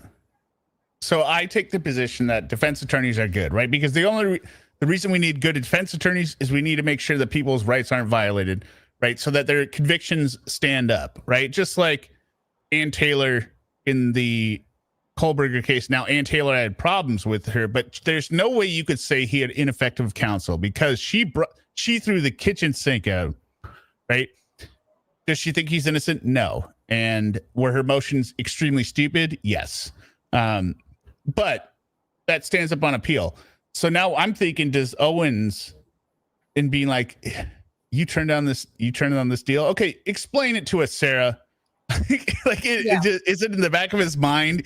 He's thinking like, I got this bitch 15 years. She turned it down. She thinks she's going to explain this. Okay, go ahead, Sarah. Explain this now. Explain it to all of us, including me. Yeah. Tell us both now, Sarah. Back up. I did. Tell how that happened. He wasn't cursing. He wasn't threatening. His hand was inside foremost. There was no more of him trying to break through the suitcase. Break through the suitcase? You mean escape? Yeah. So I felt safe enough to turn it back over. It wasn't happening anymore. Wasn't happening anymore? He wasn't begging for his life as much. Yeah. You went back to the video and the couch? I did, yes. Oh, and we saw the second video? Yes. The 22-second, and he's right side up again? Yes. I don't know which one you're referring to, Esme or Esme. Oh, I think tell me and we'll both know, maybe. Oh, okay. All right. Esme. I'm going with Esme. I don't know. And you hear him say, Sarah, Yes. Yes. had you left enough room for him to get out? Zipper to zipper. Yes. Zipper to zipper to me sounds like a gay bar every time he says it. Zipper to zipper. Every time, because there was a homicide hunter, Joe Kenda, where he has to go to some like gay club, and it was called Zippers. And so whenever I mean, I might have thought that anyway, but you know, zipper to zipper just sounds to me like. I'm just gonna show this here a sec. Well, I'll keep it going, and then I'll show. How his hand was trying. That suitcase has 2 zippers, doesn't it? And they meet at various places along the line? Correct.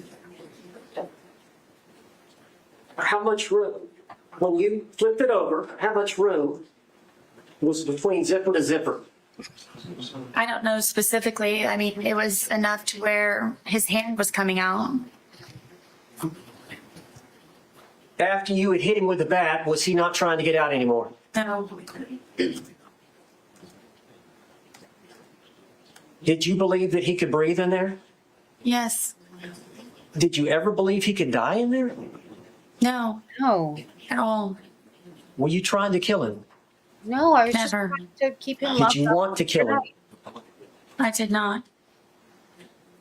Exactly right. She just wanted to torture him. That's all.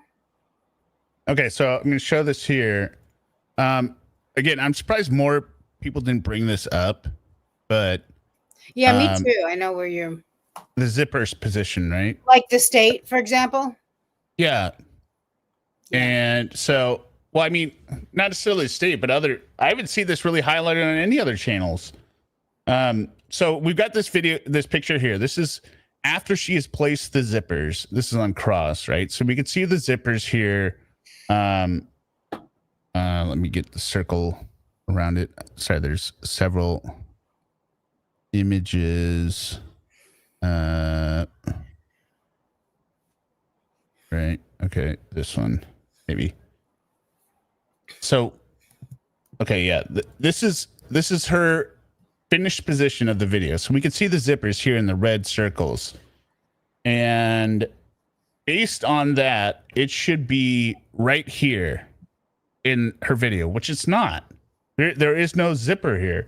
Based on the position of these zippers here, it should be in her video. It should be right here, which they're not. And where is it? Oh yeah, it's next one here. You can see over here this other thing that looks like a zipper to me.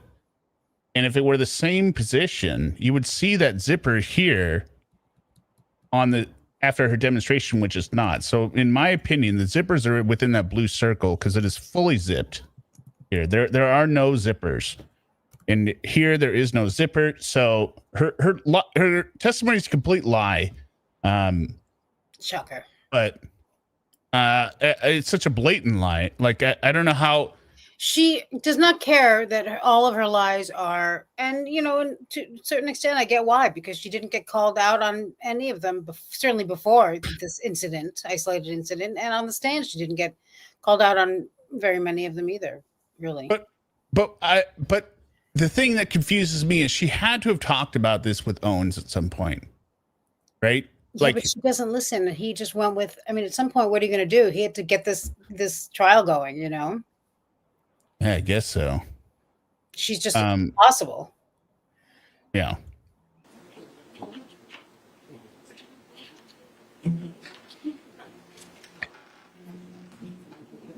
Did you walk upstairs? I did, yes. Why didn't you let him out before you walked upstairs? I thought he could get out. Were you afraid?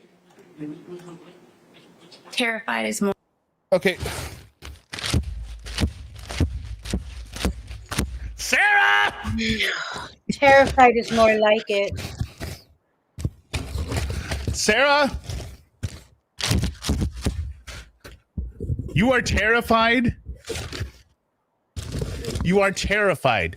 So therefore, Why do you say you think he could get out if you are still terrified? You should not be terrified at this point. Terrified is more like it. I can't. This is the worst argument at this point. This is worse than anything she said at this point. I was terrified of him still. You should say at this point, no, he had calmed down. I wasn't scared of him. Right. It's still not gonna work. Right. But at this point in your own lie, in your own double lie. Like Tanika said, so terrified she turned in for 12 hours. Your own lie. You should not be terrified at this point. Doesn't understand anything. More of the word. As long as he was in the suitcase, he couldn't harm her. Right. So then he couldn't get out. As long as he's in the suitcase, he can't harm you, which means you think he can't get out. Well, she didn't want him to get out. She was scared when he was getting out. That's why she.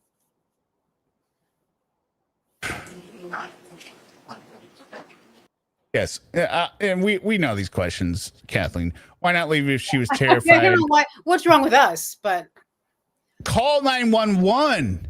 If he is screaming bloody murder, I'm going to kill you as soon as I'm out of the suitcase. Call 911 instead of making the call. Yes, my boyfriend and I were playing, and he's dead. You could have made the call. My boyfriend is threatening to kill me, and I've got him contained right now. Please come over here. Yeah. When he's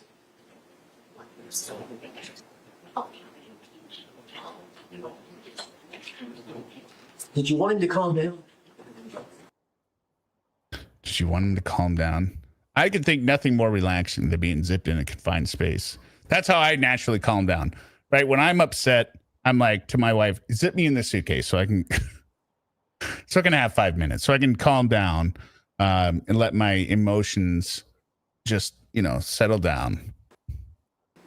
Yes, I wanted him to stop being angry because I know what it is for him to be angry. Really? Because no one else does. And the one thing he's asking you is let him out. That's all. So if you don't want him to be angry, not doing the one thing he wants you to do, probably do that. I don't know why she launched this campaign on this poor man. It just doesn't make any sense. Like, you went upstairs. Where were the dogs? The dogs ran upstairs with me. Bullshit. Dogs nothing to do with you. They were probably sniffing around the suitcase at that point. Well, I don't know. We don't have video of it, so whatever. But dogs can sense terror, right? Or human suffering, right? And they I don't know. And where did they go? On the bed.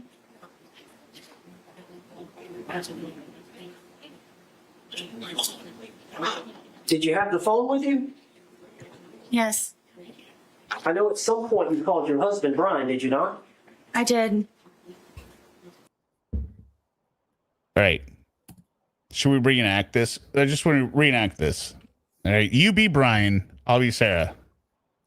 Ready? yeah. What? Green. The phone call.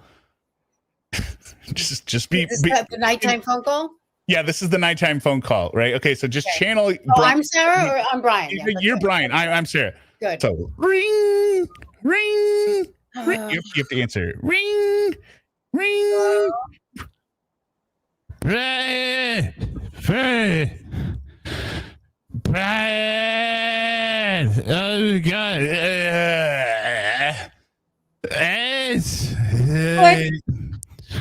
I can't. I can't pick up Lucas. I can't take a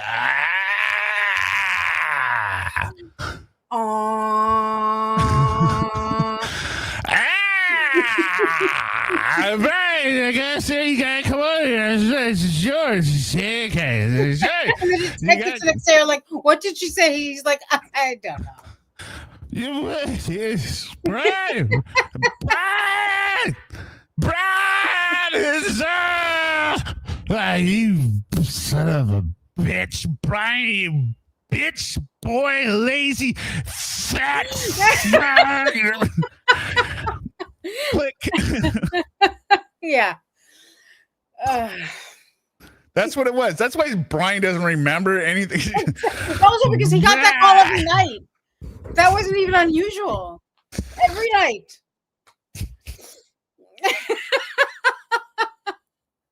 It's really hard to act like a drunk person, but that was. Yeah. Bad. Wait, you stupid? I said your suitcase. I mean, I don't know.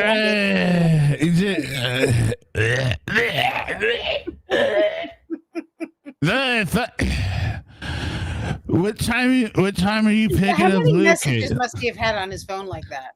What time are you picking up Lucas tomorrow, Brian? And Brian's like, Lucas is with me. I can't take him. I got a job interview tomorrow. Yeah. I got plays in, Brian. I'm gonna look for a job. Who you bitching? You got any bitches over there? You want to talk to me? You want to talk to me? You're such a loser, Brian. Fuck you, Brian. Click. Apparently, I made a phone call and then I went and fell asleep. Do you recall how long that conversation was? Not very long. Can you recall what was said? I don't remember exactly. No, I don't. Brian! Let us refresh your memory, shall we? Brian! Look, everybody's puzzles. Painting.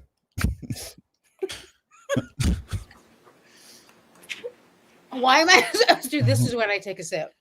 Okay. All right, hold on. Say hi to the dogs. Say hi to the dogs. No, I'm holding the phone. Say hi to the dogs. Not say hi to the dogs. Fuck you, Brian. Fuck you, you piece of shit, lazy motherfucker.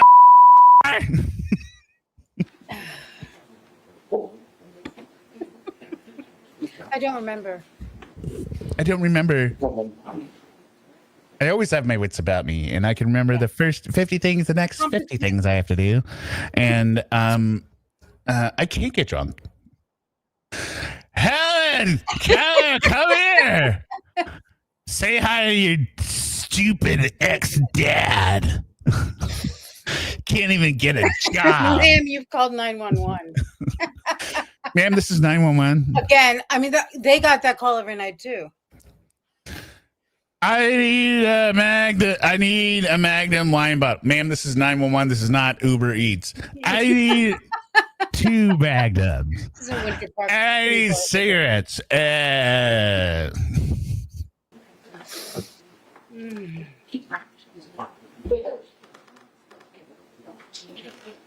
Former dad. Yeah. Former dad to the dogs. Yeah. Not ex-dad. Miss Boone, Sarah Boone, you said that when he was in the suitcase, he was threatening you. Can you tell the jury what he was saying? I don't know. Am I allowed to curse? Look at that face. She doesn't want to curse. I just texted my best friend. I said, "Are you watching?" And she said, "Yes, I'm dying." She should chat and we know what her name is. But No, so I told you she's very. Oh, she's very background. She's watching in the clouds. She's my silent partner. She better stay my silent partner. How we do it around here. No, I'd love for her to chat. This phase where I mean, Sarah, you realize, Sarah, that the movie Psycho came out, I don't know what year it was, and then it was in the 50s, 60s, 50s or 60s, right? The movie Psycho came out. And Norman Bates at the end has a fly on his hand. And he goes, I'm not even going to swat a fly. They will see that I wouldn't even harm a fly. That is what she's doing here. Be like, I don't want to curse. I don't want to say naughty words. People would think that I'm capable of murder. I don't want to. When you have no problem saying when the prosecution, oh, he's going to fucking end me. Yeah. By that time, she was over it, you know. Oh, my God. Okay. Late 50s. Fuck you. 60. Okay. 59. Okay. Thank you. Yeah. But this is again where people, these criminals, I think, gather these plot points from other people and absorb them into their own stupid story and recycle it, and that's why they keep getting caught saying the same thing over and over again. But yeah, nobody looks at this woman and goes, "Oh." Yeah. If she weren't here on trial for murder, I would think she's the organist at her local church, right? She's leading the choir, right? The community. So meek, so humble, doesn't want to say a single bad thing. Elegant flower, she is. Sarah, we have video that we just watched of you saying, we can see your face. You. You don't say. Yeah. That's what it feels like when you cheat on me. Pardon me, because it's not me. It's not me. Sarah. Okay, Larry Powers, $5. Brian Hick. I think I get it. Okay. Right. I think I killed George. I'm gonna need you to come over, help body the Bury. I didn't even see Larry Powers' name, but when I saw Body the Bury, I knew it had to be him. Yes, that is good, but it'd be way slurred. It'd come out like this.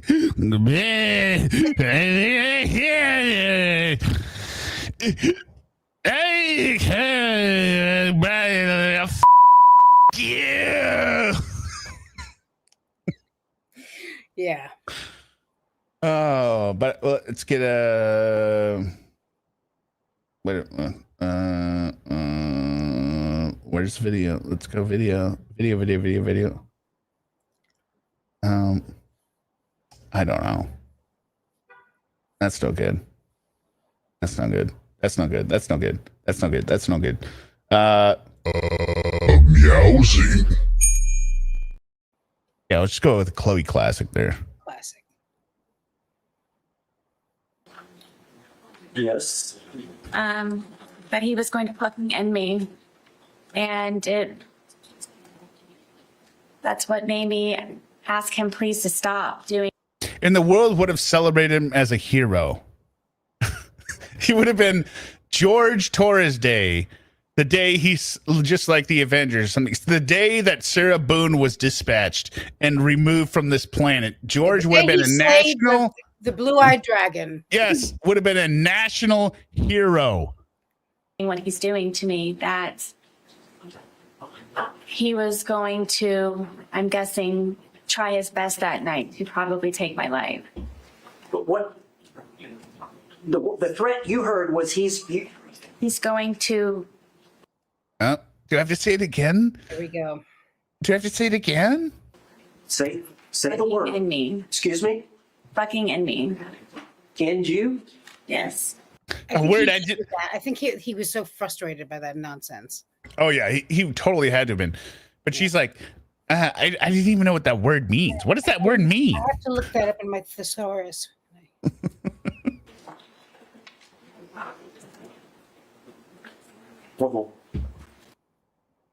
You call Brighton that one. Well, she knows enough to know that 911's just going to hang up on her when they don't understand what she's saying. Like, ma'am.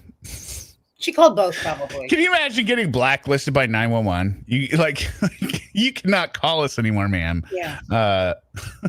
You get a restraining order against her. You can't call 911. Yes, sir. Mr. Owens, you may continue with your inquiry, sir. Thank you.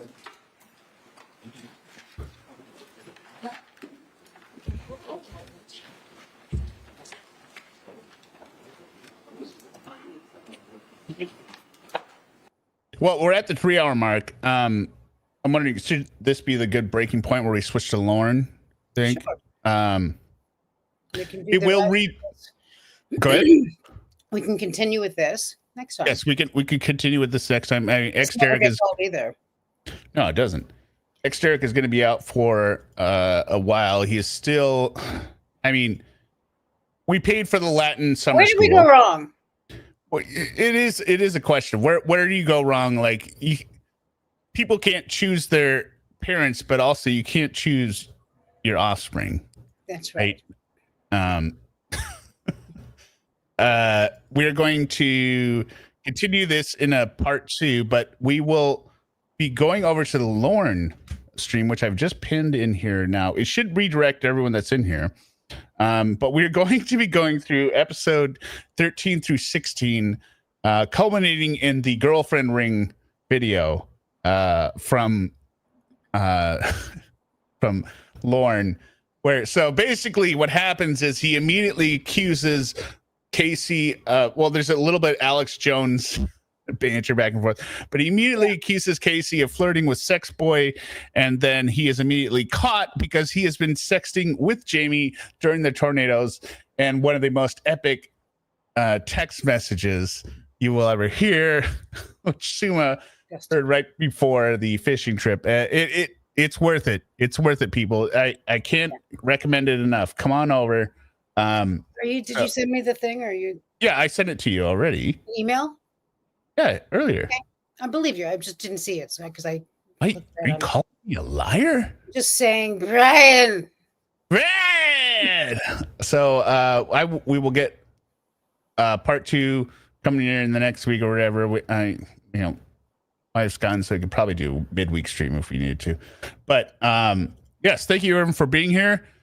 Come and join us on over on the Lorne stream next, and everyone, thank you. Bye, guys. Bye. All right, everything you're about to hear is 100% real. Lorne was born the youngest of 6 kids in Maine. He finished 87th out of 87 in high school. He's 55 as of 2025. He has no marketable skills, no distinguishable personality, and he has a romantic delusions, emotional intelligence, and hormones of a 13-year-old boy. He's extremely stupid, yet managed to steal $30,000 from an elderly couple in 2007, after which he fled to Nashville to pursue his country music career. He's also a terrible singer. Once he arrived in Nashville, he quickly went into Yahoo chat rooms, and for over a month and 400 pages, he groomed what he thought was his 13-year-old soulmate, Kayla Marie Armstrong. Her last name's Armstrong because he proposed to her on day 6 after showing his small crooked penis on webcam after 1 hour on day 1 through 31. Kayla was actually a decoy for an NBC To Catch a Predator sting. He drove on fumes in his truck to Bowling Green, Kentucky on his 37th birthday and introduced himself to the world by crying on TV in front of Chris Hansen and the sheriffs. By the way, he cries a lot, but it's fake most of the time. I can't go to jail tonight. Yes, sir, I won't lie to you. That's one thing I won't do. After 6 years in prison, he was released, and instead of showing any signs of growth or personal reflection, he has continued to pursue and engage in relationships with women over the phone since 2017. All these phone calls and texts are recorded because, of course, none of these women are actually interested in Lorne. Many of them aren't even real. It has all been an ongoing effort to show that Lorne is just as dangerous today as the day he went to prison. Since the calls began, the secrets of women in Lorne's life has been Ramona, Emma, Wendy, who became Winnie, Rhoda, Winnie's daughter, Debbie, Winnie's sister, Jamie Amy, the friend of Winnie and Debbie. Jamie loses her voice due to COVID, begins speaking with a British robot voice, text-to-speech, and Casey Morrow, actress from the original Sting that played the decoy, is peppered in there many times, played by many different people, and he believes all these people are real. He loves them all, even though Lorne has convinced himself he's been in relationships with all these people. He continuously cheats on them with each other and is recorded and embarrassed all the time. He does nothing but yell and scream and say stupid things. Every part of his life is an embarrassment. You cannot think of something that this guy does not do that is not embarrassing. And he's convinced he's one of the greatest catchers in the world. If only people would start being real with him. So please join us. Laugh. These are hilarious. There's so much more. It's very hard to explain, but I guarantee you, this is the greatest story that no one has ever heard of. It is better than any TV show that's ever been written because it's all real. You can't fake it. And that's why you need to watch or listen. Well, yell at me, why don't you? I haven't had a kiss yet.